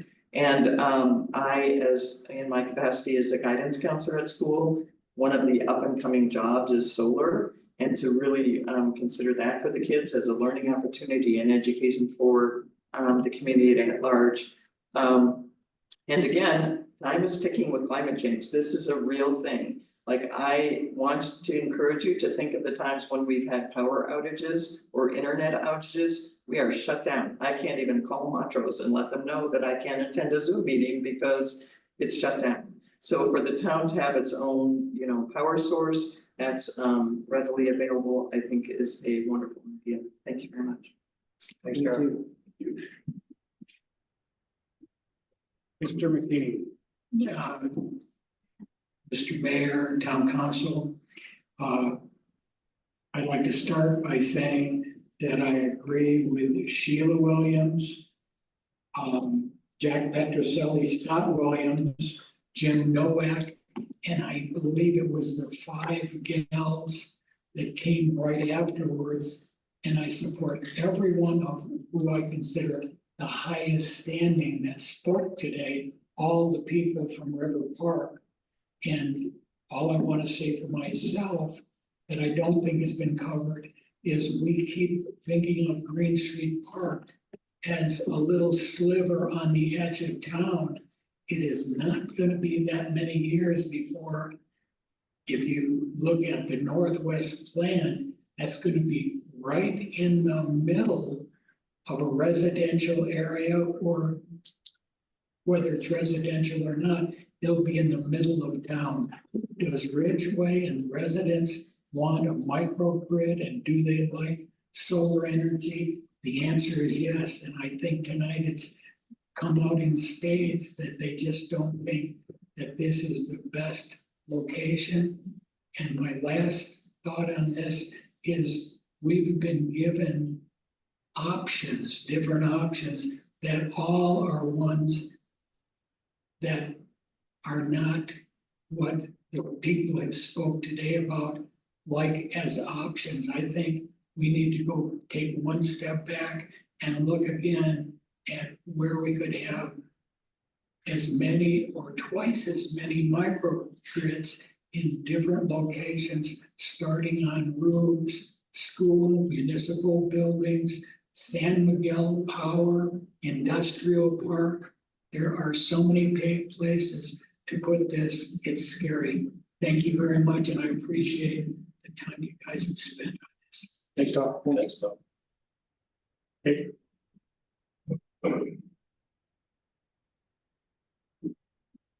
Hello, my name is Jake Neese. I'm a Ridgway resident. I think it was I think it was maybe not the right move to call it a park in the first place. I feel like a park is a prejudgment. It is a piece of town-owned property, and saying that it's a park automatically gives some kind of conception of what it is.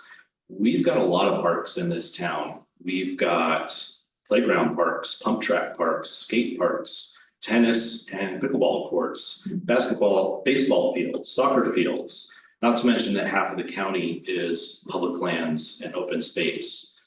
Got to ask, do we need another park? What I do think we need is backup and resiliency in times that are more uncertain. I can tell you, I certainly would like to see backup power in the town. I want to see us reducing our greenhouse gas emissions and putting our money where our mouth is. If we say, I support solar, but just not right here, I don't think you really support solar. We've examined putting solar on around County Road 10 at the athletic fields. There have been other places. There are only so many places where you can tie into the grid realistically without extreme costs and tearing up the roads to lay new power lines. This is one of the last places we have left, and this is a great opportunity for the town. So I really hope that you'll move forward with solar And in fact, I would encourage the whole thing to be solar. Because I just don't know that we need another pump track or another strip of grass. Thanks. Thanks, John. Michelle. Or was it Christine? It's Michelle. No, it was me. Couldn't tell whose hand it was. 380, Michelle Montague, 380 North Cora. I'm the chair of the planning commission and we were not involved in this process. I would just like to ask the council to listen to all the opposition they're hearing today. A park shouldn't be, there shouldn't be so much opposition to a park. Like Jake said, this isn't really a park.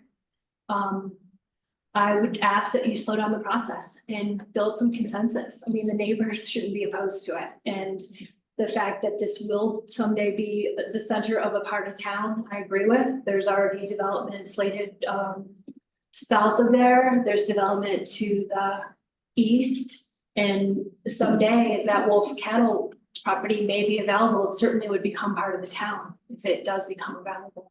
And then you would have solar panels, microgrid in the center of that community. I would agree that I too am in support of solar. And I think if you slowed the process down, there's probably other options. And at the very least, the community can be brought on board, the neighbors, and see what's going on there and maybe not be as opposed to it as they are. Thanks, Michelle. Anyone else? No, okay.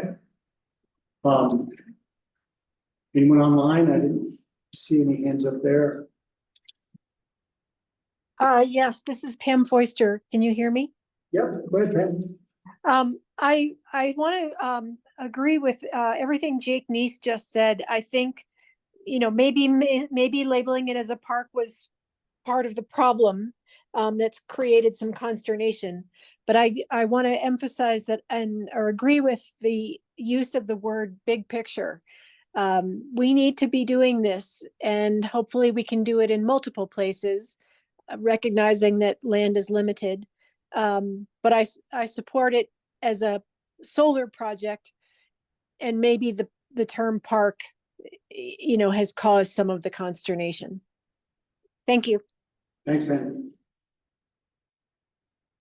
Last call. Anybody else want to? Can I finish? Yeah, go ahead, Dan.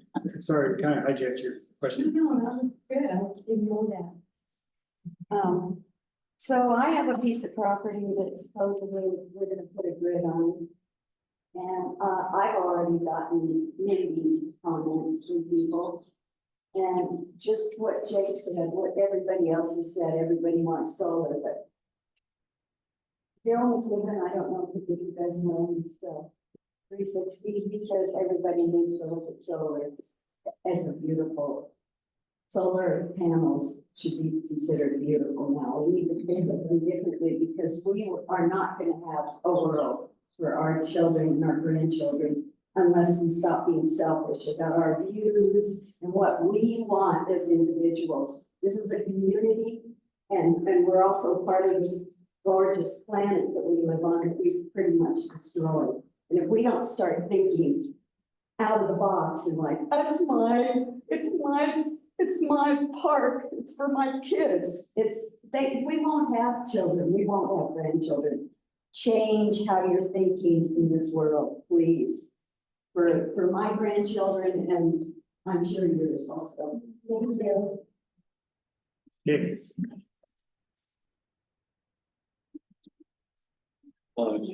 Dave Jones, 700 Sabeda in Ridgway. I just thank you all. I mean, and thank you all for the comments. I mean, I think it's been a really good discussion. I just wanted to say I'm excited about the idea of a sustainability park. All right, we already have, you know, the apiary, the community garden. We're talking about xeriscaping. And I think it makes sense to include solar in that. I think, you know, there have been some good ideas on other locations, but I also know that many things have been looked at, and for cost and grid connection reasons, those aren't haven't been optimal. So as we move forward and as we look at where do we locate our solar, because we all support solar, maybe we downsize it somewhat in this park, but I hope that we include it, because I hope that this is a sustainability park that includes all those things that we all treasure so much, and that we can make that demonstration to others that we believe in sustainability and we're worried about our world. So thank you. Thanks, Dave. Anyone else? One last opportunity. Okay. Bring it back up here. I think I'll just kind of start out with a little summation of what I've been hearing and what I've been thinking. So listening to everybody's comments tonight, reading all the comments in our staff report, talking to people over and over again around town in the last couple of months. It's controversial, right? It's a park where we'd like to put some solar. Maybe we need to downsize. I think Dave's comment kind of hit the nail on the head for me the most.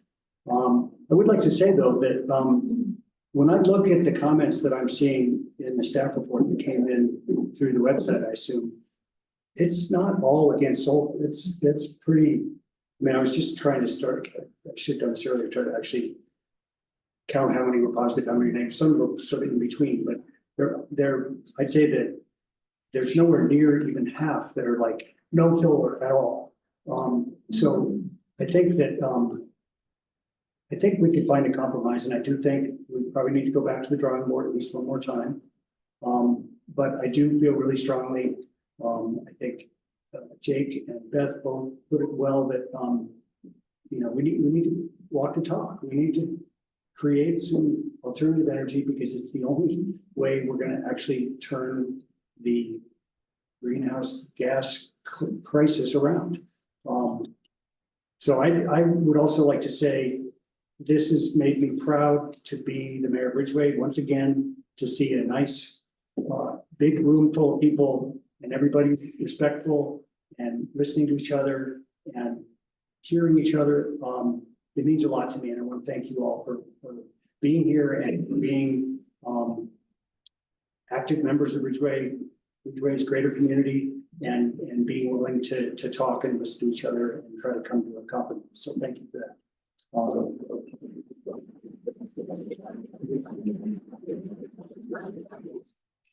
Who wants to go next?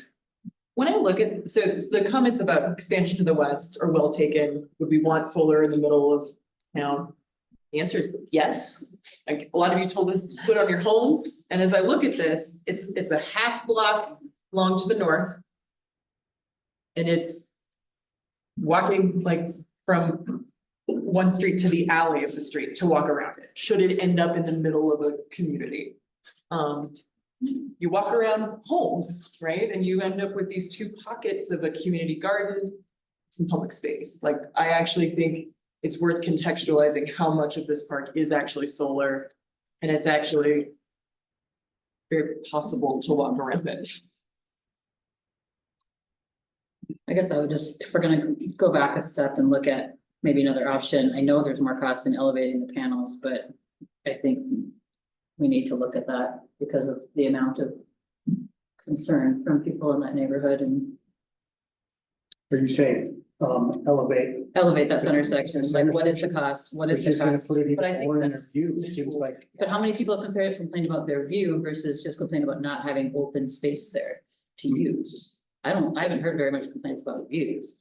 I've heard lots of complaints about like taking up that space that deer or dogs or kids or adults are using and walking through, and we can make it usable by raising it. I think it would be really interesting. Somebody, I don't remember who said something about story poles. I think it would be really interesting to actually stake out this solar area because I actually don't. I would be curious. My gut is that I don't think it's quite like when I look at that and I'm like just trying to look at I'm looking at far away because it kind of lets you see it as blurs of green and solar panel. I would actually like to see. Cause you know, our document we have here, I don't know if the public has seen it, but it's an 8-foot fence and the panels are higher than that. So the panels are at least 10 feet. Well, so, but what I'm saying is, what is that space, that, what does that square footage look like on the ground? Yeah. Cause I don't those are the actually great think ideas. it's, yeah. We've been talking about agrivoltaics and about solar for years. And I completely understand and hear what everyone is saying. I get that we don't want it in this location. And I also understand that this is how we walk the walk. We're talking the talk, let's walk it. I'm really concerned with the number of I love solar but that I heard. Sorry if that makes anybody feel uncomfortable. But so I studied oceanography. I studied the effects of climate change on the ocean. Like, that's what my master's degree is in. I just taught a group of kids AP environmental science for the first time. And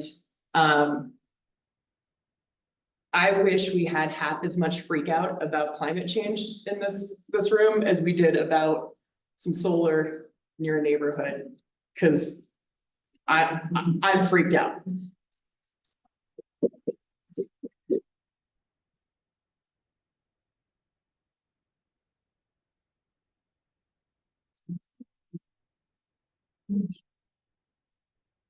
Thoughts? I don't have anything to add. I think it's excellent that everybody has turned out here.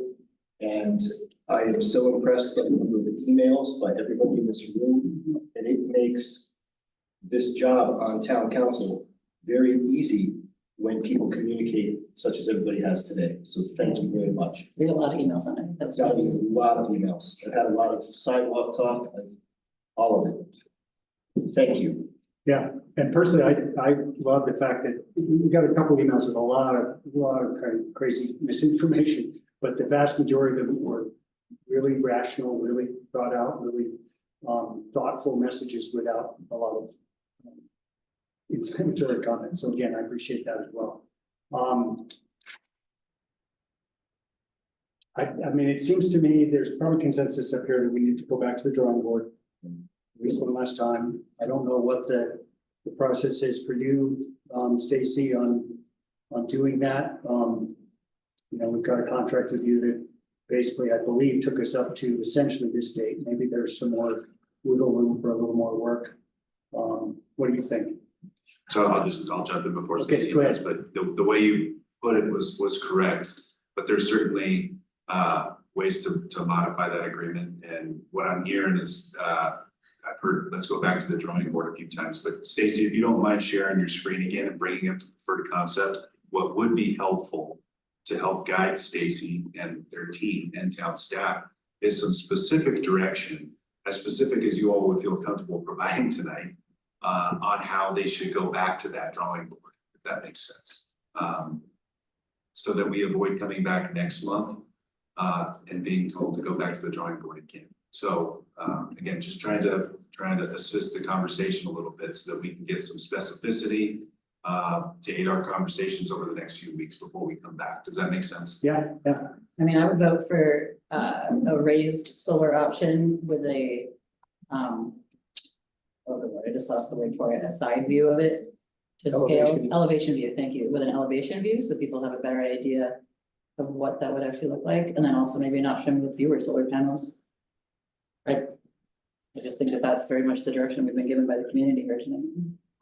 Would an option, just kind of thinking about some of the concerns about solar being in the middle of a community, if we literally took that 300 kilowatt, make it 350, because we've got those, well, actually, we could have shade structures up above. But if it was shifted to the south end of the park, could we ameliorate some of the concerns? Because that would push it closer to industrial. We keep the sustainability park idea. We kind of group our green space together. So like, really, does that make sense? I'm just taking this. And I'm basically kind of doing this thing. So right now, it's like thirds, yeah. Because that would then make the solar panels contiguous to the light industrial. Ridgway could say we are doing solar. We could have some spaces, I don't know, maybe, cause it sounds like everybody's like, we like it, but. With that, how does council feel on that idea? It's another. No, we're not gonna move the apiary. No. Or the community garden, definitely not. Still No. shifting the solar. Connecting, basically take the solar and push it all the way south and then slide the other part towards the apiary. Can I weigh in here? Yeah, go ahead, Terry. Yeah, part of the reason why the bulk of the solar was located next to the apiary was so that it could house shade plants for the pollinating aspect for the bees. So the idea was to keep the pollinating, the primary pollinating areas closest to the apiary, partly to create a buffer between human interaction in the apiary and also to give close proximity for the pollinating plants. So that was part of why that was originally envisioned to be there. The other comment I have, and maybe to follow up on some of the comments from the community garden and the apiary, what is currently shown as the outdoor classroom, I think what I heard is they'd like to see that be a smaller footprint, maybe a gazebo, some sort of a, more dedicated educational kiosk, educational pavilion. And I agree with that. You could put a limited amount of solar on the roof of that just for demonstration purposes. But that's what I heard from some of the other comments was that what is shown as the community area outdoor classroom should be reduced and redesigned as sort of a pavilion. The other comment I have is in keeping with some of the comments from Jake and others about this being, and Dave, I guess, about this being a sustainability park. I'd like to see less park play areas and more demonstration of sustainability, like sustainable landscaping, sustainable water use, more educational kiosks, make it more of a themed park for sustainability and not just another. We have 7 parks in town. We have 1 park for every 171 residents. I compared that to Boulder. They have 1 park for every 10,000 residents. So we have a lot of parks per capita already, to Jake's point, for pump tracks and a place to, push your strollers. But I think the concept of sustainability should be more focused on here and have more demonstration of sustainable, everything sustainable. And this was part of why I think the SAB, and I'm, in full disclosure, I'm on that committee as well, looked at this as the flagship representation of all the issues around sustainability that the Sustainability Advisory Board is promoting. So this is sort of like a live demonstration of everything sustainable, whether it be the community garden, the apiary, the solar itself, which is sustainable by nature, and the addition of more educational aspects. So that would be my comments. Hey, Terry, but I agree, but I know you're not here and didn't see all the heads nod when I suggested shifting the solar to the south. Is that a compromise that you would be willing to make? Well, to be clear, it's not up to me to make that decision. Well, no, but you're a council. Yeah, as a councilman, I wouldn't be opposed to it. I was just explaining the reason why it was positioned there was in deference to the apiary. That was the primary purpose. I would reiterate that while there's been discussion about it, that for the pollinator garden to be near the apiary isn't of utmost importance. Bees go 3, 5, 6 miles. It's more, what I've always understood is that it was to protect the kids and the families that are going to be playing in this park eventually from potentially being stung if they're allergic to bees and whatnot.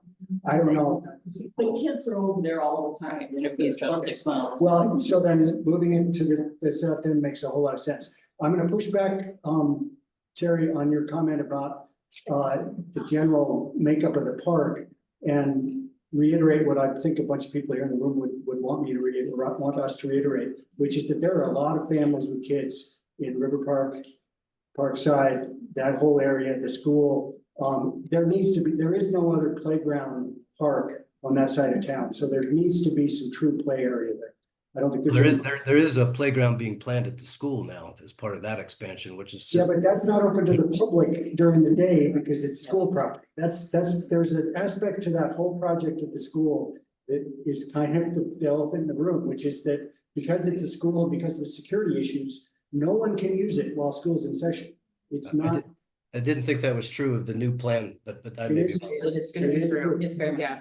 So Well, I'm not opposed to the play areas. I just think there should be more educational. But I think the natural, I mean, the idea with the concepts that have been shown are really about kind of letting kids play in the dirt within town. And then Like- interpretive signage, and I think we can still do the educational aspect. I mean, Wildflowers. and I'm psyched to work with the gardens where you guys could, can we help showcase some of the things you're doing in the apiary, right? Like, maybe, like, again, like I said, you can't pet the bees, but I want to highlight that we have bees. Like, I want to draw the public eye. How important they are to our. So when parents from Mancus drive by because they're going to watch a basketball game at the school, they're driving by Ridgway saying, this is our community value. I like that. May I speak? Yes. This is Pam Foister. You have Tara Malmstrom in your audience there today, and she has a PhD in bees and bee studies.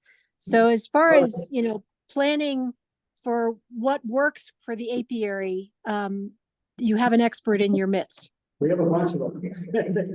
Yes, we do. Thank you, Pam. We're a buzz in experts. So what other feedback do we have for Stacy and her team?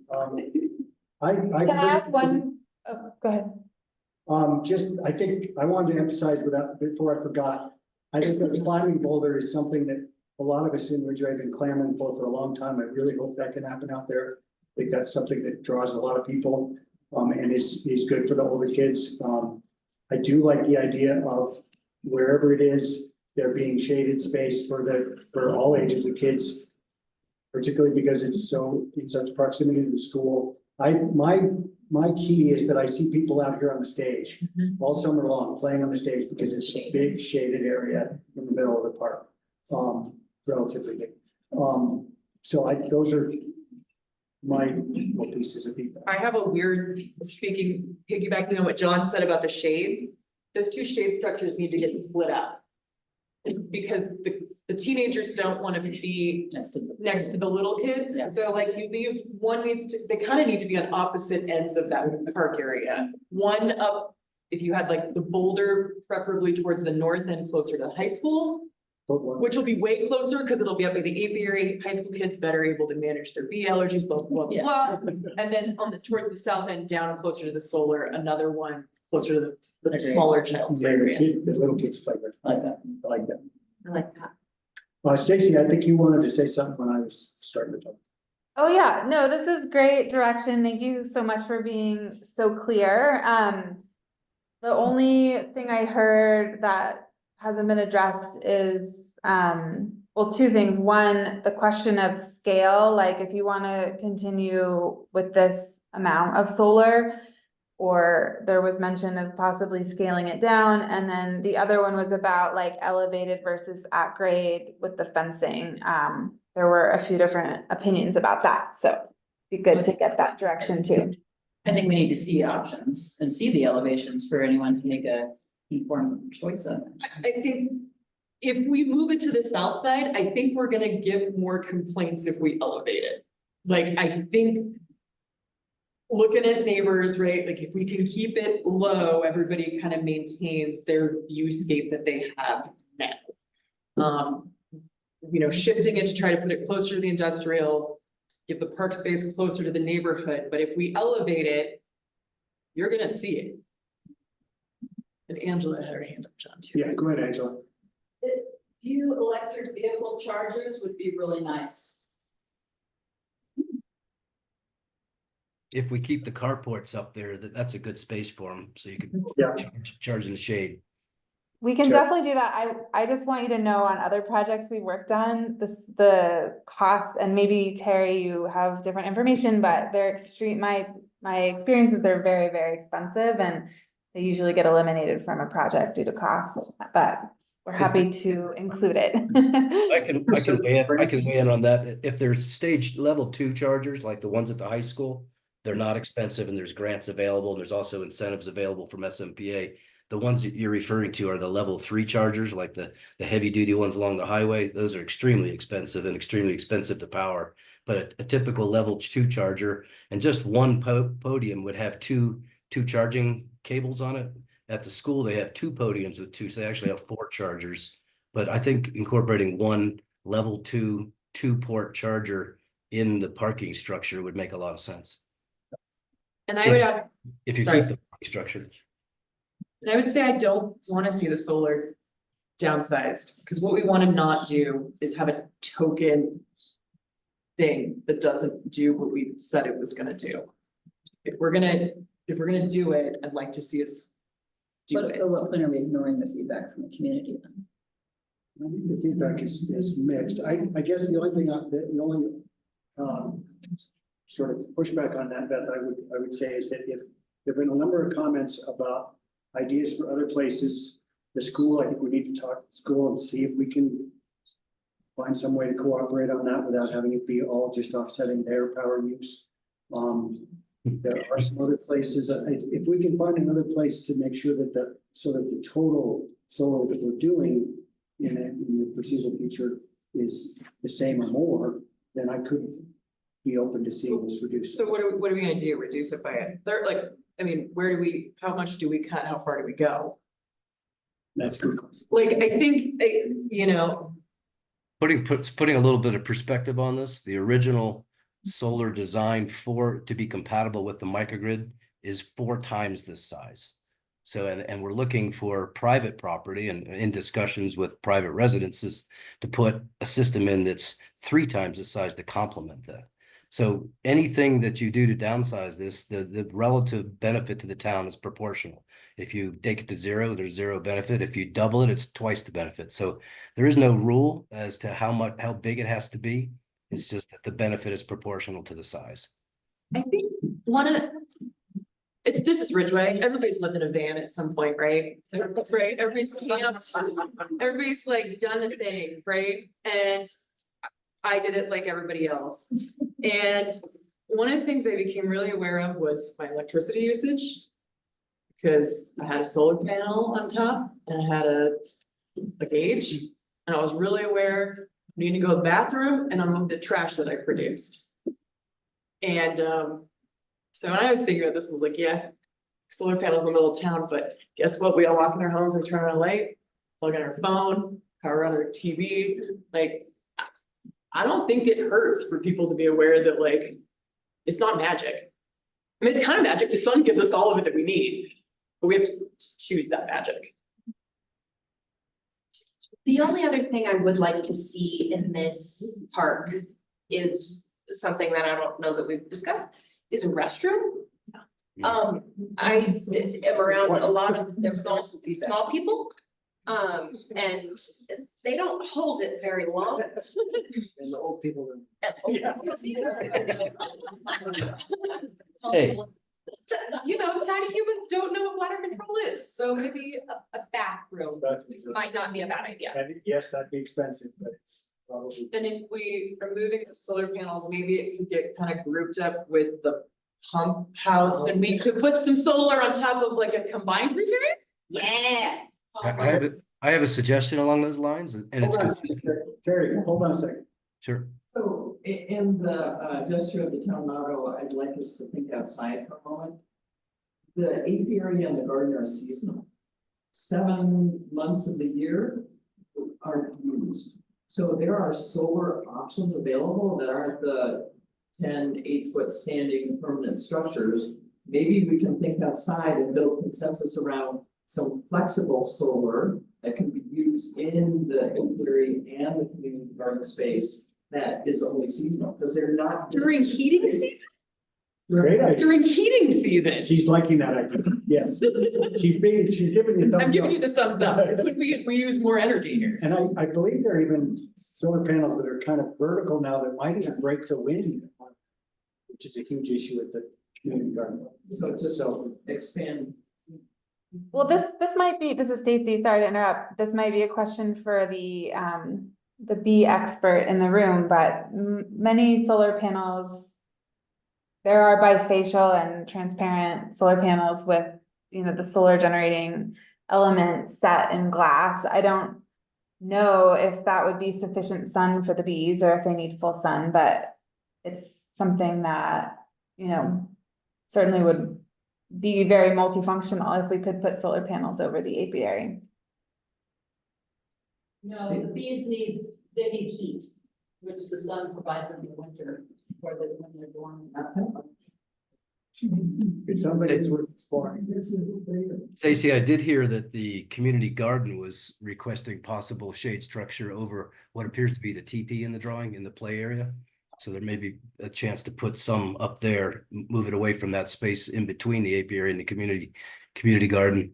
But the comment I had about the need for a restroom, in keeping with the sustainability theme, we could put in a composting toilet system just like they have at national parks. You know, it has to be periodically maintained, but generally not. You know, they're oddly enough, they're typically solar powered. They have their own little solar powered fan on them that, you know, and they're not as nasty as like an outhouse or anything or a porta potty, but that might be an interesting compromise without having to pay to create the plumbing necessary. All right, yes, Diane. Well, I guess, I think we've kind of beaten this horse to death, but it would be nice if you guys would go back to the drawing board, given all the input, and see if you can come up with something that'll work for everybody, because we are a small town. We're a small neighborhood over there. It's going to get rapidly bigger, and we would just like to have some consideration when you're incorporating all this stuff. It's just very nice for that to happen. Sorry, I've been going around you for too long. Go ahead. No problem. Dave Peterson here. Has anyone looked at the actual quality of the soil? And the reaction of the water? Don't just it's in foliage for the community garden. We get water at 1 foot, 2 feet, at 2 feet. And in the community garden, Canadian thistle is a huge issue. If you start to pour away soil for various structures, will Canadian thistle be compatible with any type of vegetation? So has anyone actually looked at soil structure? I don't know. I do know that the soil out there in general is pretty bad. Everyone knows it's very alkaline. And I wasn't aware the water table was that shallow, but I knew it was pretty shallow. So those are going to be issues, but those are issues whenever you disturb the soil, and I think we have to just make sure we plant and seed right away to try and address that as we move forward. I mean, one of my big concerns is we obviously don't want a bunch of Kentucky bluegrass out there in the playground areas. So how are we going to address that? It's going to do. Is buffalo grass going to be adequate, or are we going to have to come up with something more?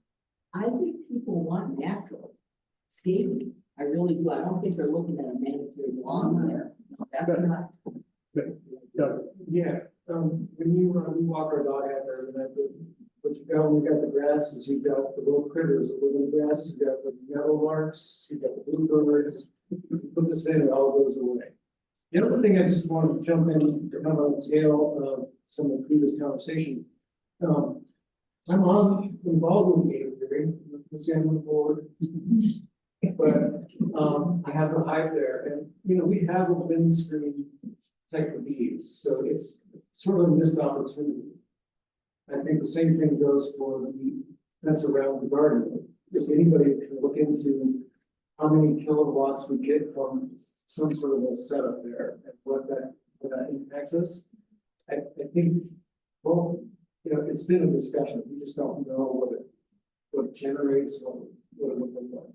Yes, it's definitely worth looking at. And I just want to quickly say that Fred made a comment earlier, and it sort of piggybacks with part of what you just said, is that you could potentially argue that we shouldn't do anything out there because it's going to impact wildlife, and it's going to be habitat destruction. So do we need to have that discussion? Do we need to go completely back to saying we're going to leave it completely natural as it is now and not do anything out there? I don't think there's We can't say that if we're saying that eventually the neighborhood to the west is going to be developed, because that is like, it is. that's not going to be, that's. Yeah, I don't know if everybody lives in Parkside, Middle Park, no, but that is town property to the west of Green Street Park, and it will eventually be homes, I imagine. We don't have. Yeah. Natural looks good. So okay. Terry, I'm sorry, you've been very patient. You wanted to say something? Terry? No, you asking me? I'm sorry. Yeah, No, I'm fine. okay. Okay, how are you feeling, Stacy? Yeah, this is really great. Like, no, I mean, it is. This is the community design process, and I think your direction is really clear. I think to the question of like raised or lower, I mean, again, this is a master plan, and some of the questions you're talking about too is like, how are we actually gonna establish these plants, things like that. I mean, we would absolutely need to do like soil testing and pursue that as a more detailed, effort. I think we were not showing any lawn or any high water use planting in the current design. So I think I'm hearing we need to like make sure also to clarify that in any future drawings that this would just be, native planting, low water use. I guess the question of whether there are story pools or not could be addressed later as well if there's consensus on the location. So I think, yeah, we can do another pass at this. I'll check in with Preston and we'll kind of regroup on next steps. But this has been super helpful. We've been taking notes, and I know you guys probably also are documenting this as well, but I don't think I have any other questions right this moment. Stacy, this is Terry. Just ping me offline, but we did pay the planning grant for the whole microgrid, did pay to have hydrology and soil studies done on the park area for purposes of the necessary construction of the solar array. So I have a couple reports. Okay. Oh, right. We paid $6,000 to have those done, so they may be useful or not. Sure. Yeah, you should send those to us. Okay. Okay. Awesome. I think we've done our duty tonight. Thank you so much for coming. And it was a great conversation. Actually went way better than I was worried it would. And so thank you again, and we're going to move on. All right. Well, I'm going to sign off. Thank you so much. Thanks, Stacy. Thank you. Thank you all. Appreciate your time. I'll just quickly say, if you want to chat with your neighbors, take it outside because it's really noisy here. Makes it hard for us to keep working. All right. That's great. Do you wish you were the point before? Everyone from the chamber is like.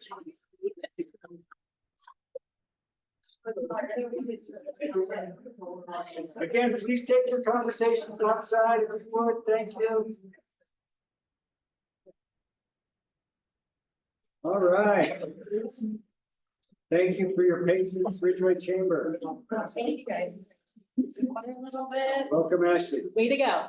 That was awesome. I've never been in a meeting where it went 2 hours and I got to hear all everyone basically. It's great. Well, this will be much shorter for you guys, I promise. Sorry, you have a point, maybe. Is this like too loud? No, you're great. No, it's No, like, you can tilt it down. yeah, you just give me this thing. Okay, tilt it down. Okay. Well, 5 people left. Awesome. Well, thank you, everyone who decided to stay. All right, I'm Ashley. I'm the director for the Chamber of Commerce. Happy to present this year's biannual report to the town of Ridgway. I'm going to start off with just kind of the first half of the presentation tonight, with all the non-digital deliverables that were outlined in the PSA agreement, and then Catherine will carry forward with all the digital deliverables for the PSA, such as website, email, etc. And okay, so highlights for 2024 thus far. So for the first half of the year, our events, a lot of actually all of these on the slide were all in April. We're proud to have our gravel adventure field guide in publication now. So we had a launch party the last Friday in April. Probably about 120 people came to that event at the Colorado Boy Depot. We had live music, we had a food truck. It was so much fun. There were rides throughout that weekend. So really proud of that project and thank you everyone who showed up for that. It was really great. Sorry, real brief, the chamber did the youth, just one up a little bit really quick, I'll make that quick. The Youth Volunteer and Career Fair, we organized for the 6th year with the school and with Voyager, we had 25 organizations that show up for that event. And we had our 2nd annual Earth Day cleanup event as well that tends to coincide with the dumpster day. So we really enjoy putting that together and hope that it grows in coming years. So, all right, next slide. Other ways the chamber has been involved with the community for the first part of the year. I started doing pop-up visitor center kiosks, both of which I'll just point out happened at the rat race this year and then again at the River Fest. We had 2 chamber members compete in this year's rat race. Miles actually took first place in the single speed 2-lap portion of that race. Tanya, our board secretary, is the executive director for River Fest, and she did a great job there. We support Ridgway Pride by marketing, and I sit in on behalf of the Peace Committee and the chamber when they need some help with the Decker Room at points in time. Also to celebrate the gravel guide, we had our first chamber community bike ride last Tuesday. The mayor was actually there. There was probably about 30 people that showed up for that event. 17 miles, that was one of the routes that's in the guidebook. That was really fun to showcase. Both started and ended at Greenwoods, and that was really fun. So keep an eye out for that. We're gonna try to do that every first Tuesday of each month moving forward. So it's turning into a really fun event. And yeah, our volunteers they wanted to kind of have some tours of our local lodges. A lot of actually, I think all of our lodges are kind of got a facelift, Palomino and MTN Lodge and Japita. So we got to kind of chat with them and just provide our volunteers with more information on where visitors can stay. All right, next slide. And I'll kind of finish up just outlining some of the PSA agreement. Outlined items, we're having a comprehensive list of Ridgway's public facing events. RidgwayColorado.com does have an events landing page. Also has a feature for submission, which makes our end a lot easier, accurate, which is great. 2 print media pieces. We'll shout out again to the gravel guidebook, but we also collaborated with Tara and the Fuse group to do a downtown walking map that has evolved from a very large walking map to a nice trifold this year. So both of those were completed by June. We have like a full staff of volunteers, so I've been able to be open every single day for the visitors center. So that's been great. We're close to 400 visitors, and in the last 2 summers that I worked there, we only hit 1,000 visitors because I wasn't able to be open quite as much, and we're almost halfway through. We're only in our first month, so very exciting.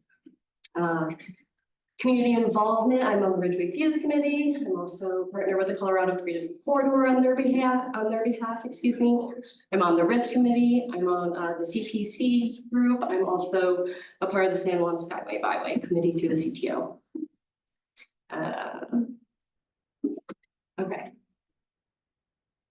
I don't know how you guys do this. It's very warm here. Okay, so 2 other follow-up programs with the tourism office. I was awarded a mentorship program last fall that was completed in June. The Destination Blueprint project I applied for a couple weeks ago. We'll find out if Ridgway was awarded for that next Thursday, the 18th. I sent you all an email about that, so if you have any other questions, just let me know. And we're already starting the Noel Night subcommittee. Yay! Mishi is on the subcommittee. She's also a new board member, and Tia with Realm Supply is also a new board member. Both forward-facing businesses, storefronts, wanting to get involved with that event specifically. So very excited to have them on board. And follow up with, we will have an application to Pam soon to also try to work with that special event permit next month. So we're well ahead of schedule. So I'm very excited to work with you all. And that's all I have, and I'm going to send it to Catherine. Great. I will be quick. I love you guys.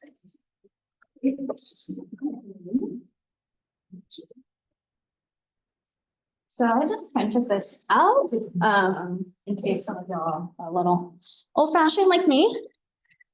Go. Go back.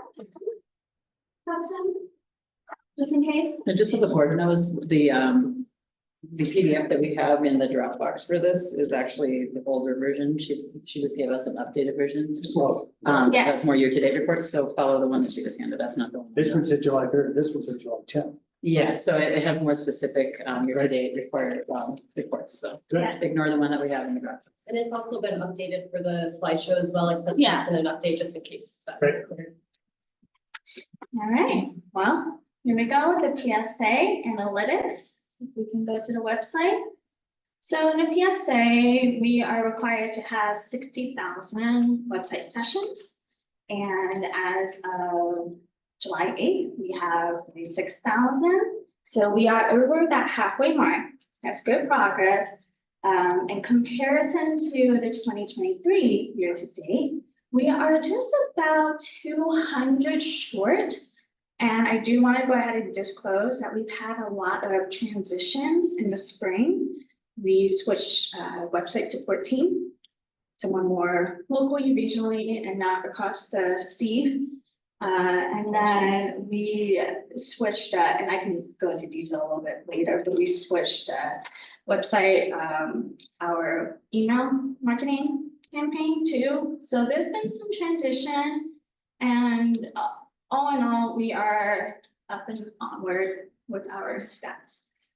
Average session time, 45 seconds. We have almost doubled that already. And then engagement time, 45 seconds again.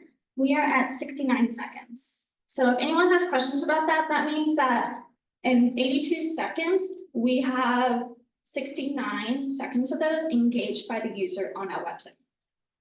So if you're like on a website and you're just scrolling up, but then you're looking somewhere else, you know, anything like that, it differentiates how long are they on a session and how long are they engaged. Scroll down. Those are promising numbers, even if the session numbers are down. Yeah. Okay, social media analytics, please bear with me because we've had some transitions again with this. We created a new Facebook page last year in May. So unfortunately, with the PSA requirement of an increase, we don't really have a strong baseline in 2023 for that. But we are doing the best we can with our month-to-month, our promotions, keeping the community engaged and updated.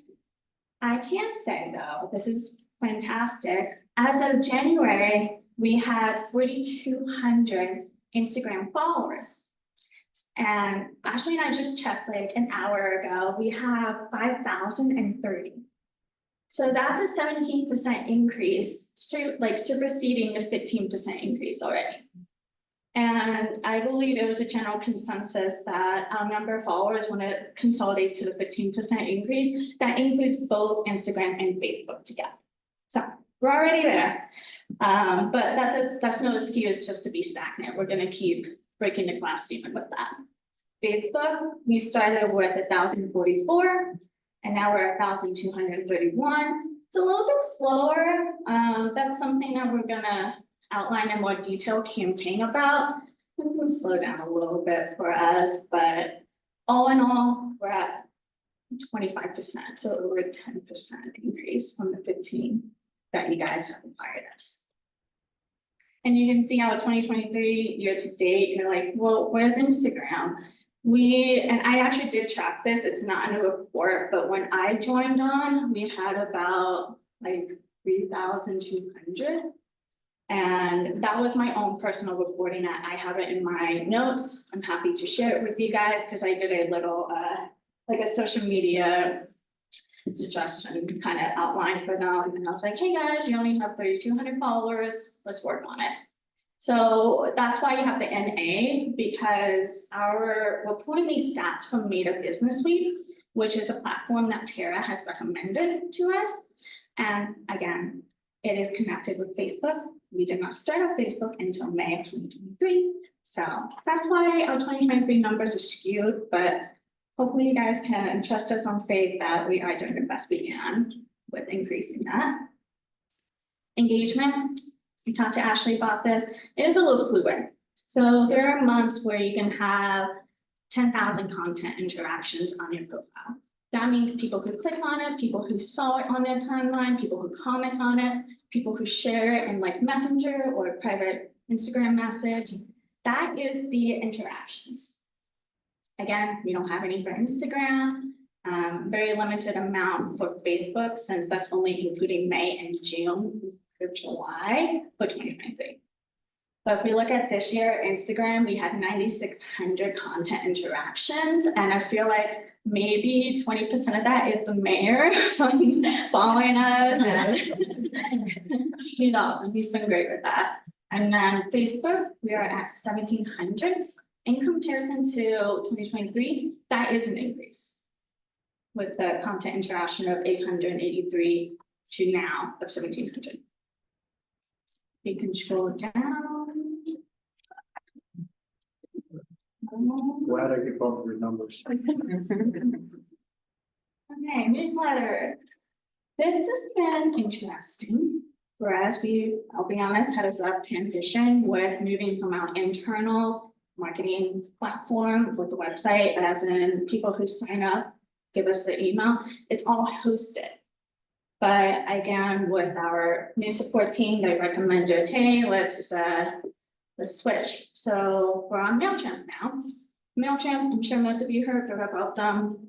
They are very good with restricting spam accounts and bots accounts. That's good news for us because that does provide an accurate reporting. So I would say we lost about 70 followers or 70 subscribers compared to last year. I think there's more than 70 spam and bot accounts that were subscribed to us, but I'll take it. And then out of the emails open, we have a 32% increase from last year. Okay. And then, Dustin, if you Is it a 32% increase or a 7% increase? 32% increase. Because last year there was 25% opened. So Wouldn't that be a 7% increase? If last year 25%. 32% open rate out of that. Right, but that's not an increase, that's a 7% increase. Yeah, 7% increase. Thank you for that. Yeah. And then if we can go to the QR code. We did not have a QR code account last year. We are evolving with the world and we decided to get a QR code account. And this was not until late spring, unfortunately. So like maybe May to June, but we've had 26 total scans out of those 2 published prints that Ashley rolled out. So that's it with my PSA. Does anyone have any questions for us? No, that's great. I have a quick question for the council that the RACC meeting on Monday brought up.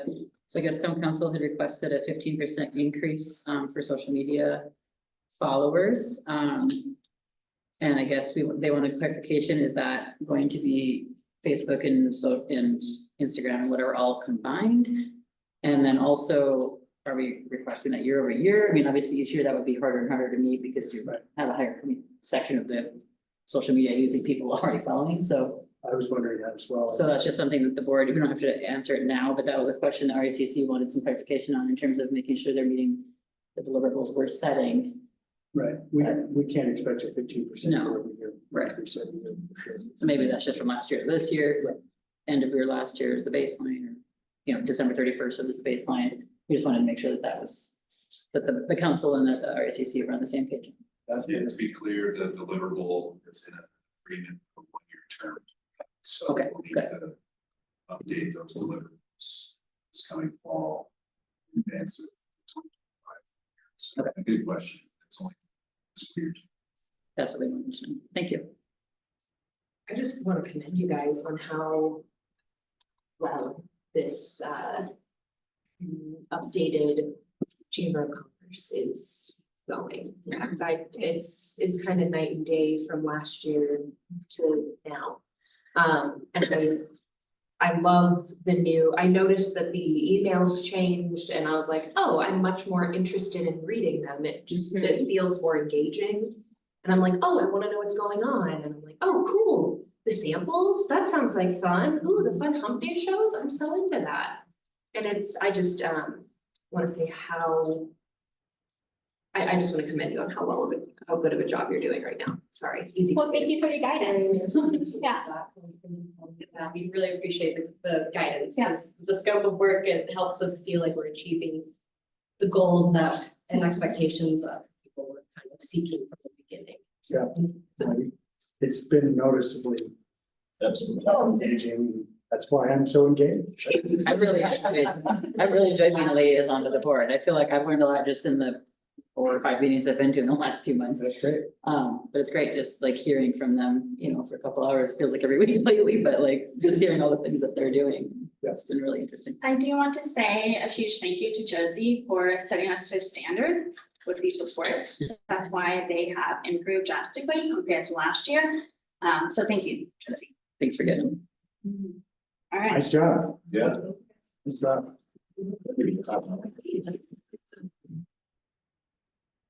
Okay, that takes us to number 7, appointment of new members to Ridgway Fuse. So Tara's not here this evening, but bottom line, I don't want to butcher Tia's last name. I'm not going to say it. Tia M.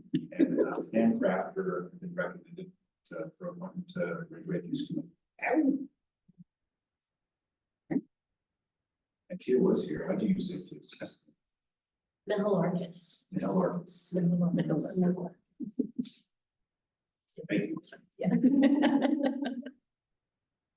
Any discussion, any comments? So we want to make a motion? I'm not sure that that Fuse could have 2 more wonderful creative humans. So I move to approve Pam Craft and Tia Mihalarkis as Ridgway Fuse committee members. I'll second. All right. Motion made by Polly, seconded by Russ. Roll call vote, please. Councilmembers Grambling. Aye. Kroger. Aye. Lakin. Aye. Skylar. Aye. Scoville. Aye. Mayor Pro Tem Ware. Aye. There you go. Congratulations, Pam.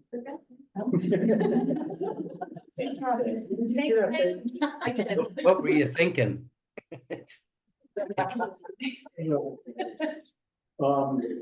All right, that takes us to item number 8, discussion and direction. Good night, you guys. Thanks for hanging out.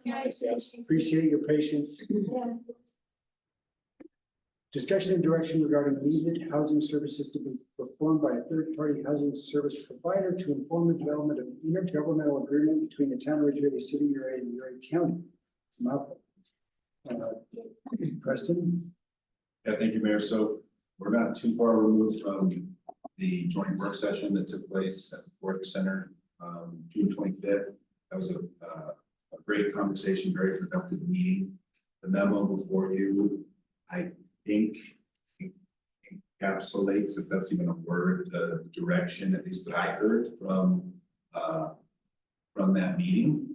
There was three little bullets there. I'll kind of go through them just for the record, but ultimately we're looking to further that conversation here this evening to advance the partnership between the town of Ridgway, Uray County, and the city of Uray, in the quest to identify a joint housing administrator to provide housing services that would meet the needs of the town specific needs, Uray County specific needs, and the city of Uray specific needs. So each jurisdiction has been tasked with going back to the drawing board to figure out what those needs are. So that's what we're tasked with this evening. But just to be clear, the direction from June 25th, each body agreed to further explore that notion of a joint housing administrator. There were a lot of nodding heads in that meeting, each entity sharing the total cost and requiring the administrator to tailor its responsibilities based on the needs of each entity. There was interest also expressed in exploring the establishment of the joint regional housing committee. For those of you that were there, I think you heard me say I have some reservation about that committee and what it might be charged with, just depending on how deed restrictions and such are structured. So just wanted to throw that out there again. Number 2, each jurisdiction, which is why we're here tonight, pinpoint our needs, and you'll see it towards the bottom of the memo. Gave a go at trying to kickstart the conversation on what Ridgway's needs might be. So hopefully you've got a chance to look at that. And the direction tonight will inform an intergovernmental agreement between the jurisdictions. Subsequent to that, a joint solicitation process for a housing administrator. I'll leave it at that. There's an there's an attachment in there, version 2 of a matrix that Commissioner Jake East put together. So hopefully that was helpful. Hopefully we had a chance to look at that again, because it was provided during the joint super session on the 25th. But kudos to him for putting that together to inform everyone's conversations. But that was included, it was attached to the staff report. So again, trying to kickstart the conversation here, but happy to answer any questions based on what's been in so far. Okay, thanks, Preston. Where do you want to start?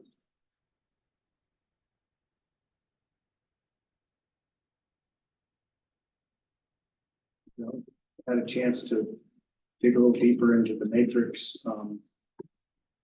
Who wants to give us their thoughts to start out? And Jake, do you want to add anything before they jumped in? No, I don't think so. I'm just here to observe as I am for many of the town council meetings, but I really need help from town. So I need all of you to tell me what you want, so I can put that together and start the contracting process. So on the housing construction and preservation, I kind of, my brain took the preservation word, and I'm wondering if adding a line ensuring all short-term rentals in the community are licensed, if that could be part of this matrix, for that, just to get right in the weeds. And, you know, making sure that having a list, getting the licenses, making sure having emails sent out to people, if they are not on the list. I know the county uses a website for ensuring, I believe the city does too, ensuring that non-licensed Airbnbs, VRBOs, and other short-term rentals are operational. So I'm wondering if that might be a good thing to add to the housing construction and preservation section. Yeah, I talked about this a little bit at the joint session, for those of you who weren't there. I really think with us having just asked our community for lodging tax money, what's really, really important is that the community feels that housing is filled, people who live here, and they can find information about it. And part of that is they have to trust us to keep working on all angles of the project, so that goes with that. But the one-stop shop piece is really key to me. We met as the Board of Housing Authority today, and how do people know that there is a rental available? Where do you go? Who do you talk to?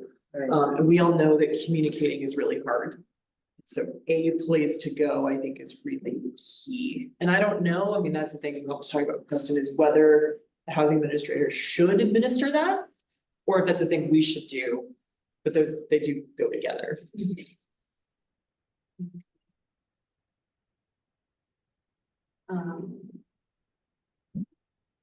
One of the other things that I see in Jake's list that I don't necessarily see reflected, that probably should be somewhere, is I know that when we were building the Riverway Village, with this one over here, Triangle Lot, whatever. Riverfront Village. Riverfront, thank you, John. The developer started a down payment assistance fund, said he was going to. And that ought to be part of the home buyer education. Seems like that ought to be included in there somewhere. Who's hosting that? Is that? I think Andrea. Is the home trust? So there was a contribution made for down payment assistance from a developer. It's like a one-time 50 grand or something. It was a one-time, $50,000, and that was put into a CD. And Telluride Foundation is also has a down payment assistance fund that is much larger, and they do cover this area. And so there was some redundancy there. I don't have the exact details on how that got worked out. I think Angie would have to provide more detail on the specifics of that down payment assistance fund. I know it's something that the Home Trust is supporting, but the Telluride Foundation basically has a ton of money, and they have one already up and running. So as much as the Home Trust would like to do that, you know, just being realistic. What's that? That's the leverage off what's already in. But that's the type of thing where knowing that the Telluride Foundation has that, that's part of the one-stop shop, that's part of the education is collecting those resources. Yeah. Sure. So one thing I'll offer real quick, just to piggyback on that, because we're talking about down payment assistance.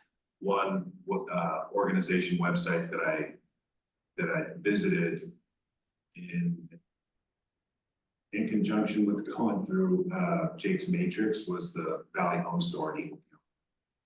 They're a great organization, a great model, certainly not the only one.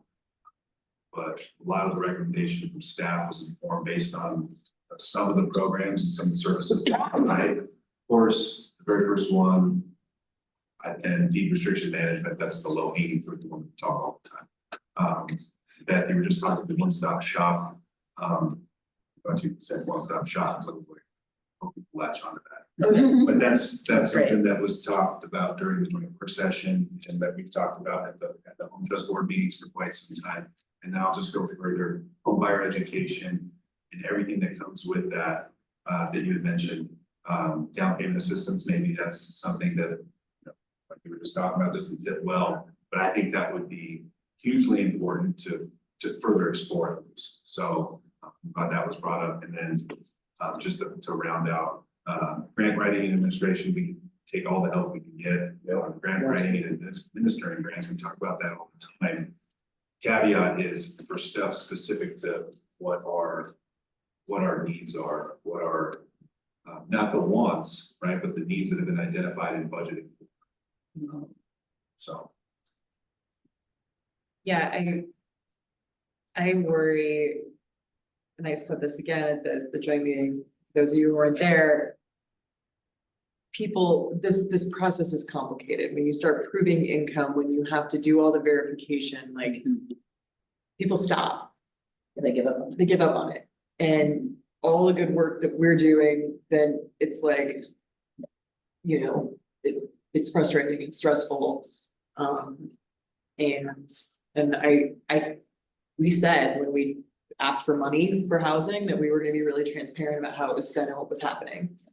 And this makes that a whole lot easier. Well, from North Ridgway here, I fully support the 4 recommendations that you put together. Sorry, Terry, I did not hear anything you just said. I was laughing at you. I'm sorry, can you hear me now? Yep, from North Ridgway that we all left, so we missed what you said. Sorry. Well, you gotta, it's actually on the border, the border of the town is in my backyard. Right before the school. Anyway, I digress. I support all 4 of the recommendations. I really wish the one-stop shop and home buyer education were available when I moved to this community. I think that's gonna be really valuable service. Totally, agreed. Absolutely.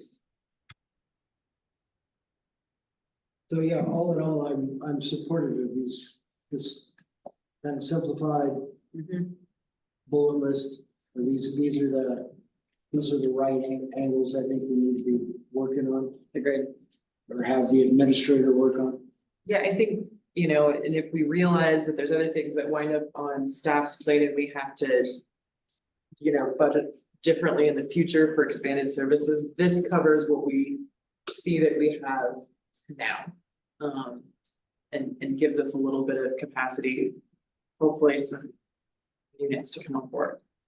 Also, is there anything, just to assist in the conversation, that you want to know, council, and I'll ask Jake to not included in the bulleted list, like the very abbreviated bulleted list that staff is recommending that maybe should be in there, that we're missing? You did an amazing job. I'm sure there's something else that needs to be added on there, but this is a good starting an point. excellent starting. Really, this conversation. I'm not saying we didn't put full details, but this is good starting place.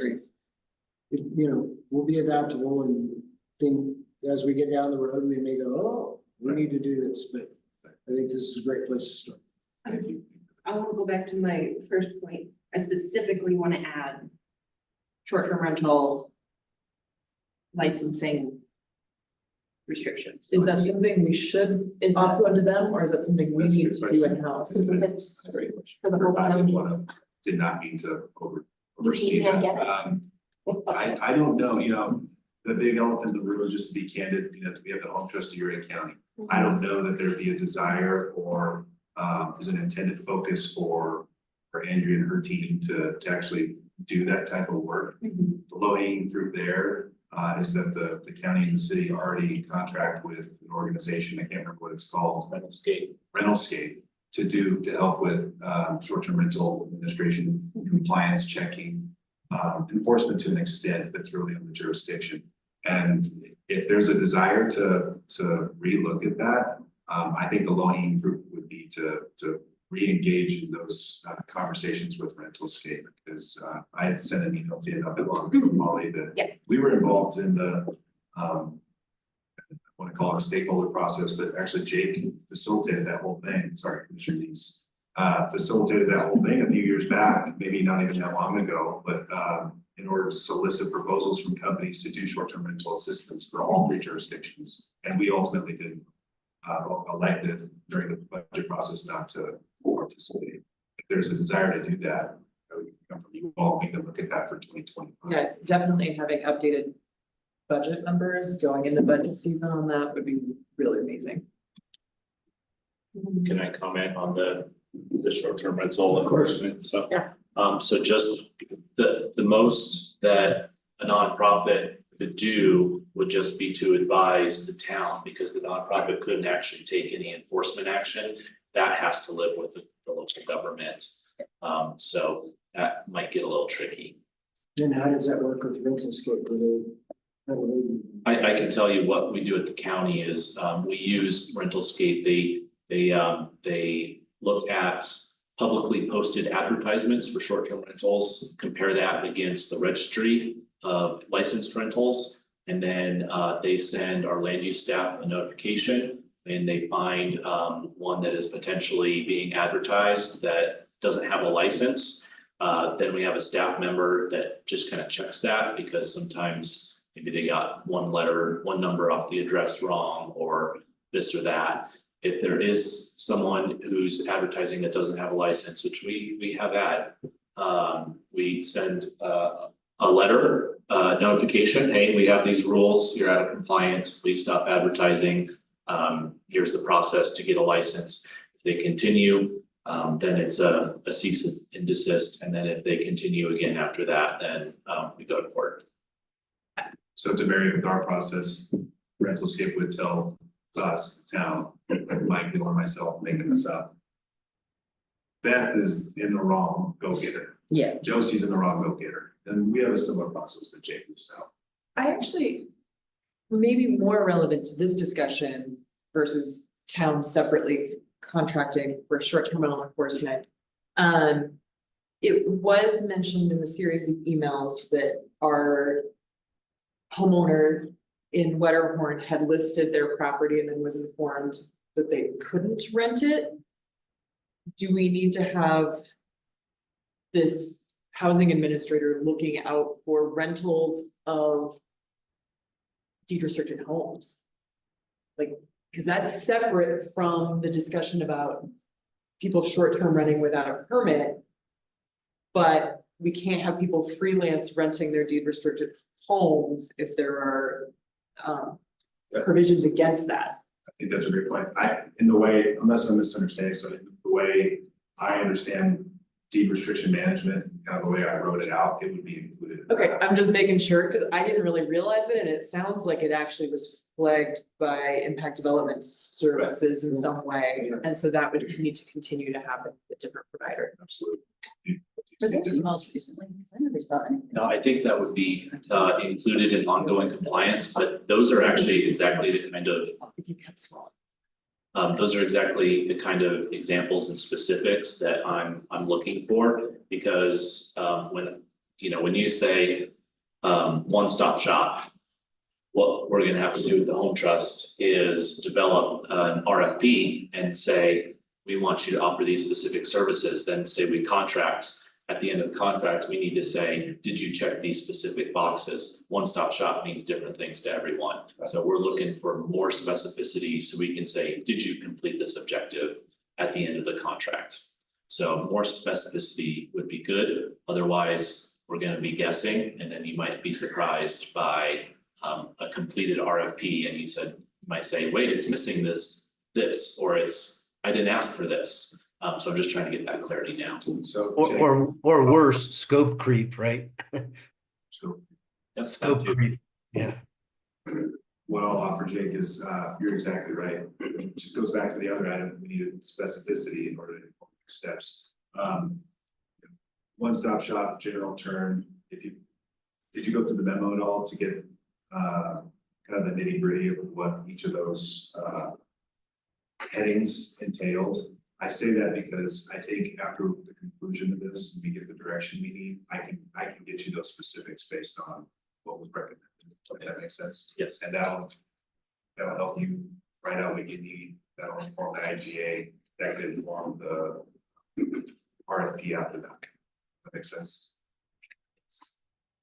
In terms of hosting, you got under home buyer education, you have hosting classes. Are there organizations already out of Montrose that are hosting classes already that one-stop shop could inform about the existence or ask them to come to Uray County once or twice a year? Like, are we duplicating regional services in actually hosting classes versus just creating a place to access other regional classes? I don't have an answer, but I just know that doing things like that can be onerous, you know, and if there's someone in Montrose that offers them 12 months a year, one of those months be in Uray County and share some resources.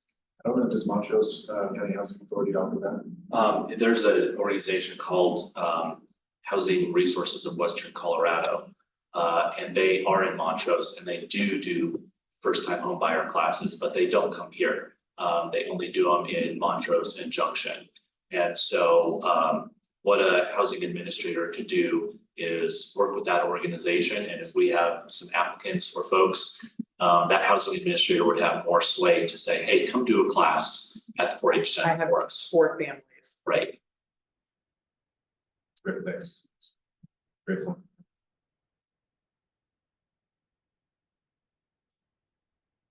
What else?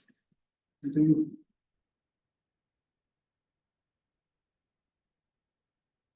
So, Polly, so you don't feel, I don't want you to feel like we're circumventing stuff, but I Oh, think you're not. I in feel the good. next few months, we'll talk about the budget calendar in a minute, but I think I'll put on my big budget list, which is already really long. That we may want to have another conversation or revisit the conversation about short-term rental, outsourced short-term rental. Yeah. Thank you.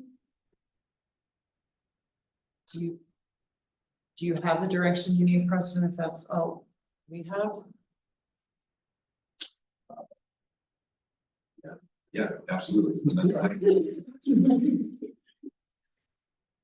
We're all getting tired. Joanne, you got anything? No. Thanks, President. That was great help to have that staff recommendation. That was amazing. Yes, thank you. Thank you. Thanks, Jake. And yeah, thanks for being here. So let's see, where does that take us to? There was another item under. Water restrictions. Yeah. So you're thinking of, Well, I honestly contacted Preston and said, I'm curious at what point we rescind the voluntary water restrictions, because right now we are not at all in any sort of drought in our county. And the question was just at some point, if you're asking people to do it, we were not in any sort of drought danger. At what time do people ignore it then when we are asking them to voluntarily do it because we are in drought danger? I just worry about people just starting to ignore it if it's in place when it doesn't mean anything. if it doesn't mean anything, right? So that was interesting. and when you look at the, We're actually if you look at the website, we are not at like zero drought There's no danger right now. status. No drought status at all. We're I mean, we can lift it. I have a feeling in 2 weeks, we're gonna reinstate. Yeah. It might, By but I also August, think it's important. I'm not disagreeing with you, Yeah. I'm just saying, I think we're gonna reinstate it in August. Yeah, we might. But then I think that shows the constituents that we're also paying attention to it and not just. I could see, oh, Joanne, go ahead. I have a suggestion. Joanne was gonna go first. Hold Oh, on. sorry, okay.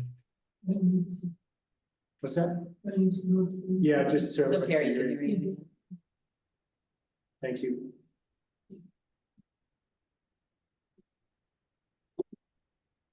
Historically, we've always done voluntary restrictions as long as I can remember. Wow. But not as long as it used to be. And I think that when I first started working with the town, that the idea was that we wanted people to understand that you don't water between 10 and 6 because it's a waste of water, and so that the alternate days helped with balancing out the demand on the water plant. And maybe they should just not, instead of being voluntary labeling, maybe they should just be good practices for using outdoor water. Keep the same. Keep the same intent. Yeah. So. That's very similar to what I was gonna suggest. I agree, yeah, thanks. Kind of, maybe, I mean, we're talking basically an email and, something in our social channels or all that. And just say, hey, you know, we're not in drought right now, but we want to remind everybody the importance of good water practice. And this is why it matters. Yeah. I like the education. Jerry? That's exactly what I was gonna suggest, is that rather than rescind the voluntary restrictions, that the town put out a communication saying, hey, and this is to Josie's concern, we're monitoring the situation. You know, we recently had rains, we're expecting that's not gonna, you know, last, but we still consider these good practices. Some message along those lines, but you know, official town email or communique, letting them know that we're watching. Watching. We got you. Big brother. You did a great job. We get. Has anyone noticed some of our posts with the Like You Love It campaign? It's pretty sweet. So I think we can use that we can craft using that, so need that. Okay, great. Cool. Okay, is that enough on that one? Right. So that takes us to annual budget preparation schedule. So this is where everyone yells at us about the budget retreat day, Ollie. Folly. I just wanted to get upstream of it. Trying to be a good council member. It doesn't list the location of the retreat, does it? Was it Hawaii or Vegas? I forget. Okay. What date is it? I'm losing it. All meetings have to be inside the town. Ooh, fun fact. What a party pooper. The retreat is proposed October 19th, that's a Saturday, too. I will not be here. What is Ridgway's? Well, neither will Polly. so I'll be in by Florida. that date. Is Ridgway's one weekend that weekend? Because you're in Yes, the that's- next weekend. It's- What about the? Yeah, that's Ridgway's off school, the 16th to the 21st or something like that too. But yeah, I'll literally be out of town. I have flights. What about the 12th? Oh, yeah, actually, that's Ridgway school break, sorry. It's Ridgway not- school break is the 10th to the 15th. I have it on. I'll be here that weekend. though. Oh, never mind. So, Is the 12th too early for you? well, I don't know, Pam, let's look at Pam, because we have to introduce it at the October 9th, regular meeting, and then we would be just a few days ago, that Saturday, talking about it. Something else to consider that I'll just throw out there, the last 4+ years, or however long we've been meeting on a Saturday for the budget retreat. If there's any interest in not doing a Saturday, we all have lives, jobs, commitments, but that was a good time to consider that. I could do the 20th. It's just the 19th is the. I'm out of town 16 to 20, but normally I'm totally fine midweek. Football Sunday, I don't know what to tell you, my dude. Josie, you will learn that if you had kept the date and not attended, it would have been in your favor. Yeah, yeah. I didn't clean up the highway, I know. Yeah. I'm mostly, I mean, not 15-20. In order to do a 5-hour budget retreat, it's pretty much a Saturday or a Sunday. Yeah, happy to do a study. Well, what's everybody think? I can do the 19th, 20th, 12th. Those work for me. Yeah, I can 12, 13, 26, 27. I Um, mean, 19, 20. it's all 25 through 28, I would probably be somewhere. So Just the 12th work? That works for me. This is both work. It's Ridgway school break, but I'll be here. I don't know if you'll be doing something. I'm not, they don't let me out. Damn. So the 12th, does that work for everyone? That Sounds like it. Okay. Okay. We'll change that to the 12th. thank you. Thank you. Everybody note these other budget meetings because they're all important. 13th, is that in your council? Is that a question, Terry? I'm sorry, I was wondering if the 13th, is that a typical council meeting date? Yes. Yeah. Yeah. And same with the 21st or not? No. No, that's the Thursday? It's a workshop. Yeah, that's on a Thursday, is that what I'm saying? Thursday, the workshop, yeah. Yep. Thursday before Thanksgiving.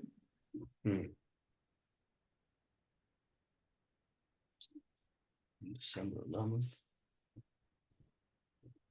That's me, council meeting.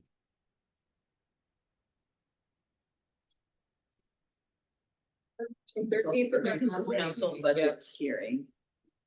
Yeah, that'd be a regular meeting day, right? That'd be a regular meeting day, the 21st, sorry. Workshop, that'd be on Thursday. And then the 11th is another regular meeting, correct? December 11th is the regular. Sorry, I did not give you a month. A lot. I know you're not. That's just to keep it throw in days, you got it right. We're going to blink. We're gonna be in a budget meeting. It's gonna happen so fast. Just in terms of the time. Don't even say that. First place, you're going to be late. Oh, you're gonna be- I blinked in March, and here we are, and. No more blinking, Kevin. Okay, Kevin, It's on me. it's summer. Okay. No more blinking. Well, this is a living document, so if we need to be flexible, we can modify dates still. Okay, But October 12th for the budget retreat. perfect. Sounds good. Thank you. And it always goes fast. It's fun. It's It's actually, it's great. So you're gonna send out a calendar? I'll send out. Joanne's there. She loves it. The best one was the Hawaii one, though. Terry, we all missed it. Terry dreamed it. Let's Okay, not call it a retreat. Can we agree that we should call it something other than a retreat? Mary, I don't wanna discuss this. It's the only fun I've had all night. I'm gonna say you're going to miss this hot room, Terry. all right. Item number 10 has been scratched for this month. Takes us to the town manager's report. Yeah, thank you, Mayor. I'll just highlight a couple things. One thing that's not in there, GoCo had a roadshow stop at the 4-H Center today, and John and I attended that, and it was really informative. Our regional officer was there, the regional officer for the neighboring area was there as well. They gave a great presentation. CWCB, Colorado River District gave some supplemental presentations, but I think it was hugely helpful for Ridgway specific because we got some feedback last time we submitted the concept paper for the playground and got some more tips to reinforce the feedback that we got and even go beyond that when we resubmit here in probably October for the playground, unless something happens and we want to pivot and use a GoCo opportunity for something else, but that's still on our strategic plan. So, John, do you want to add anything on that? No, I was a little late getting there and I had to step out for a phone call, so I wasn't as involved as I would have liked to have been, but it seemed like it was really good. And was it Katie? Katie's the gal who I've met a number of times, and they just seem like they're really easygoing, easy to work with, and they are very open to discussing things. They have a very specific process, and it's very competitive, everything they do, but they're very helpful in that. Yeah. It seems like it was really worth it. Yeah, their program portfolio is impressive, and their values are clearly stated, so it's pretty cool. The Space to Create public art component, we have the RFP out, so that's exciting. Proposals are due, not for some time now. Let's see, September 6th, but we're pretty excited about the process that'll be laid out subsequent to getting all the proposals. The new rack card for the gallery guide is out. I don't know if they're at print yet, but Tara and the news committee will work on that. Ductile iron pipe replacement project issued an addendum extending the due date for submittals. Number of reasons for that. The timing after finally getting the loan award was just a bit rough for us, given that the contractors are already booked up for the summer season.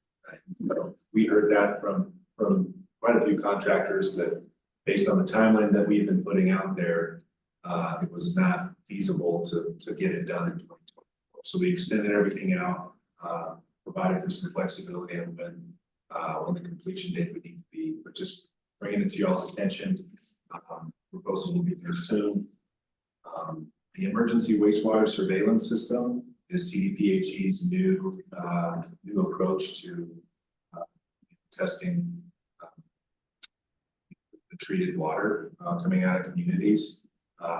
Ridgway's wastewater treatment plant is not part of the Sentinel surveillance sites of the SSS model. We will be part of the emergency wastewater surveillance system. So when there's a rapid public health response, we've already signed the MOU to participate in that, just like we have been, and will continue to do through, I think it's August 1st. So it's not the treated water, it's the incoming wastewater. Sorry, well, I say treated, but the treated water at the wastewater plant to discharge it. So good, thanks for.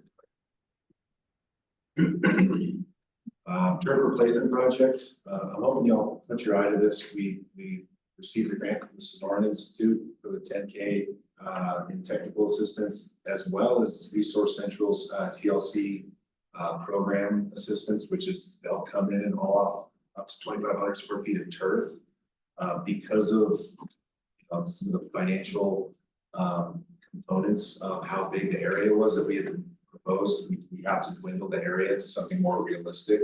And that little square that you have in front of you is shockingly to me, maybe not to anybody else, but that's over 5,300 square feet of turf with 5 sprinkler zones in it right there. Well, it's just wild to me. But that's a good chunk.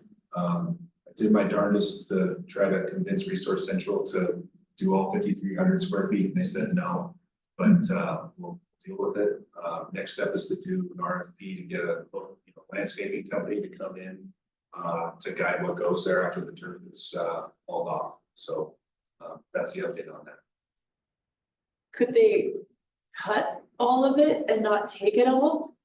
That's try. Okay. But I don't know, maybe. What are you thinking? I don't know, like, does anyone in town want any turf? Which I know we're trying to get away from, but it could be little portions. Yeah, Yeah, So, like, It's kind of like some. They were cutting it, like cutting it, like they. We can get if they have local people to haul it off to their. If they have whatever equipment it is to do it. It's already out. It's already out. I see what you're saying. I doubt they're using a solid cover to do it. I used to use escaper many years ago, and that would be.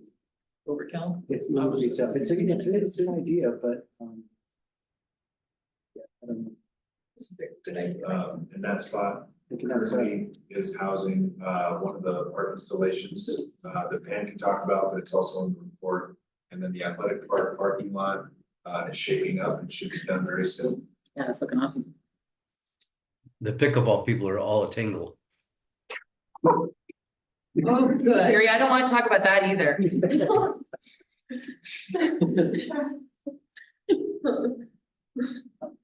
I did have a very funny conversation, with, a friend of mine who lives in Uray.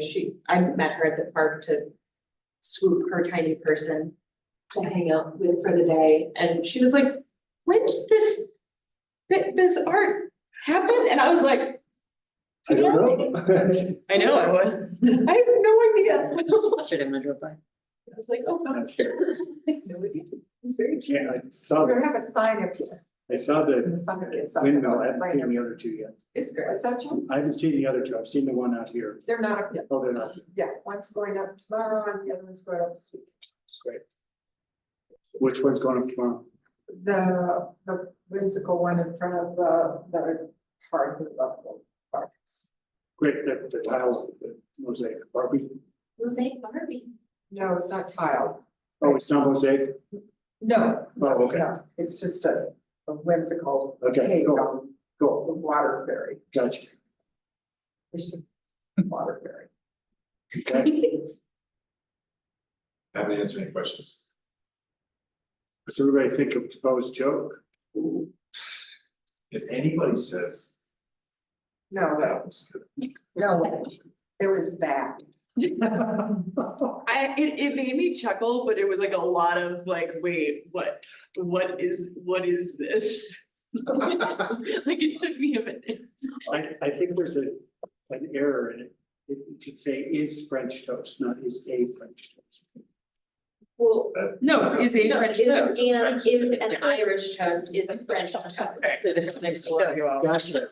We're getting really nitty gritty, y'all. When you have to explain a joke, then it's. Yeah. Apparently, I give it a thumbs up because I saw this not that long ago, the same one, and thought about submitting it. It's brilliant minds think alike. Oh my gosh, that's sad. Just so you know, every month we have a joke at the end of our, I'm thinking long notes. okay. And feel free to submit, always open to submit. I think Aaron submitted. Oh, really? Okay. Oh, yeah. I'll start working on it. We like, It's a good way to end the meeting. Right? we like cheesy jokes. Okay. I have my sources. All right, Well, that went well, huh? We call a meeting? Did we approve anything else? we still have the committee reports. Anybody have any committee reports? I feel like, And an executive session. oh, right. I'll give a really quick committee report, just because I was just at the RICC meeting on Monday. Obviously, we heard from them tonight. I'm really impressed with things they've been doing. Their new board is super engaged. They've added a couple new board members in the last month, which has been great. I love what they're trying to do with Noel Night this year, taking a lot of feedback from kind of the issues that happened last year when they were trying to change things around. So they've taken a lot of feedback from the community on that.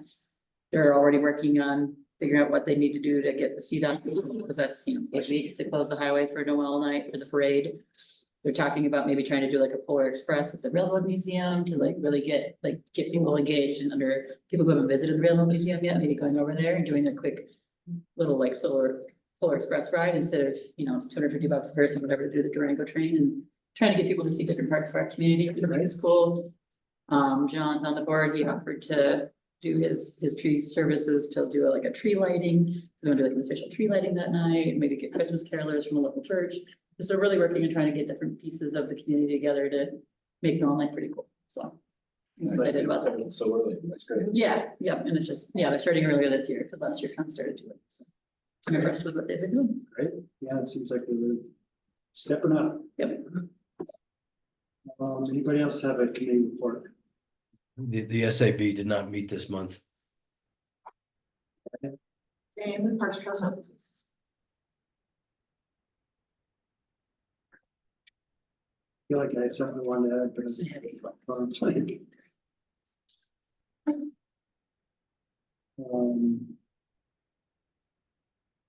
Okay, if there's nothing else, then we will do our executive session. I don't see the the citation on the agenda.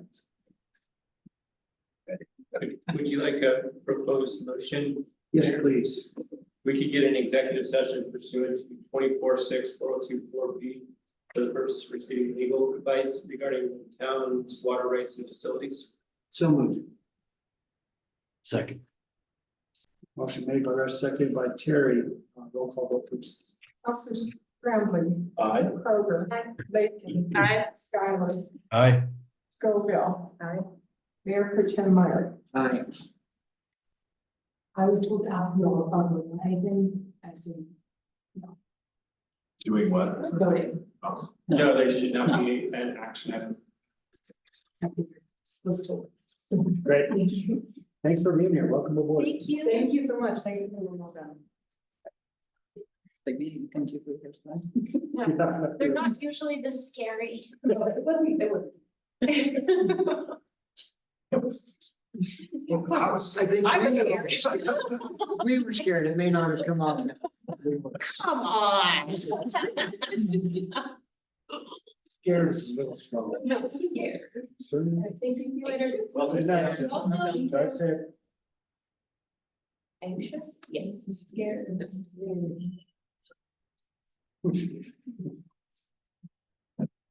All righty then. Looks like good on Zoom. Yep. Good on Zoom. Are we ready? Yeah. All right. It is July 10th and the time is 8:48 PM. For the record, I am the town attorney. As reported by the open meeting law, this executive session is being electronically recorded. Also present at the executive session are the following persons. Kevin Grambling. Holly Kroger, Russ Meyer, Tom Clark. Joseph Scoville. Beth Lakin, Preston Neal. Julie Pam Croft. Terry Skylar. Sorry, Terry. Terry, you're not really here. This is an executive session pursuant to 24-6-4024B for the purpose of receiving legal advice regarding the town's water supply and water system. I caution each participant to confine the discussion to the stated purpose of the executive session, and no formal action may occur in the executive session. If at any point in the executive session, any participant believes that the discussion is going outside the proper scope of the executive session, please interrupt the discussion and make an objection. As the attorney for the town of Ridgway, it is my position that the discussion for the executive session constitutes privileged attorney-client communication. Therefore, I'm recommending that no recording be kept of this executive session. Time is 9:20 PM and we've concluded the executive session. Participants in the executive session were as follows. Marilyn. Pam Croft, Kevin Grambling. Holly Kroger, Russ Meyer, Tom Clark. Joseph Scoville. Beth Lakin. Preston Neal. Terry Skylar.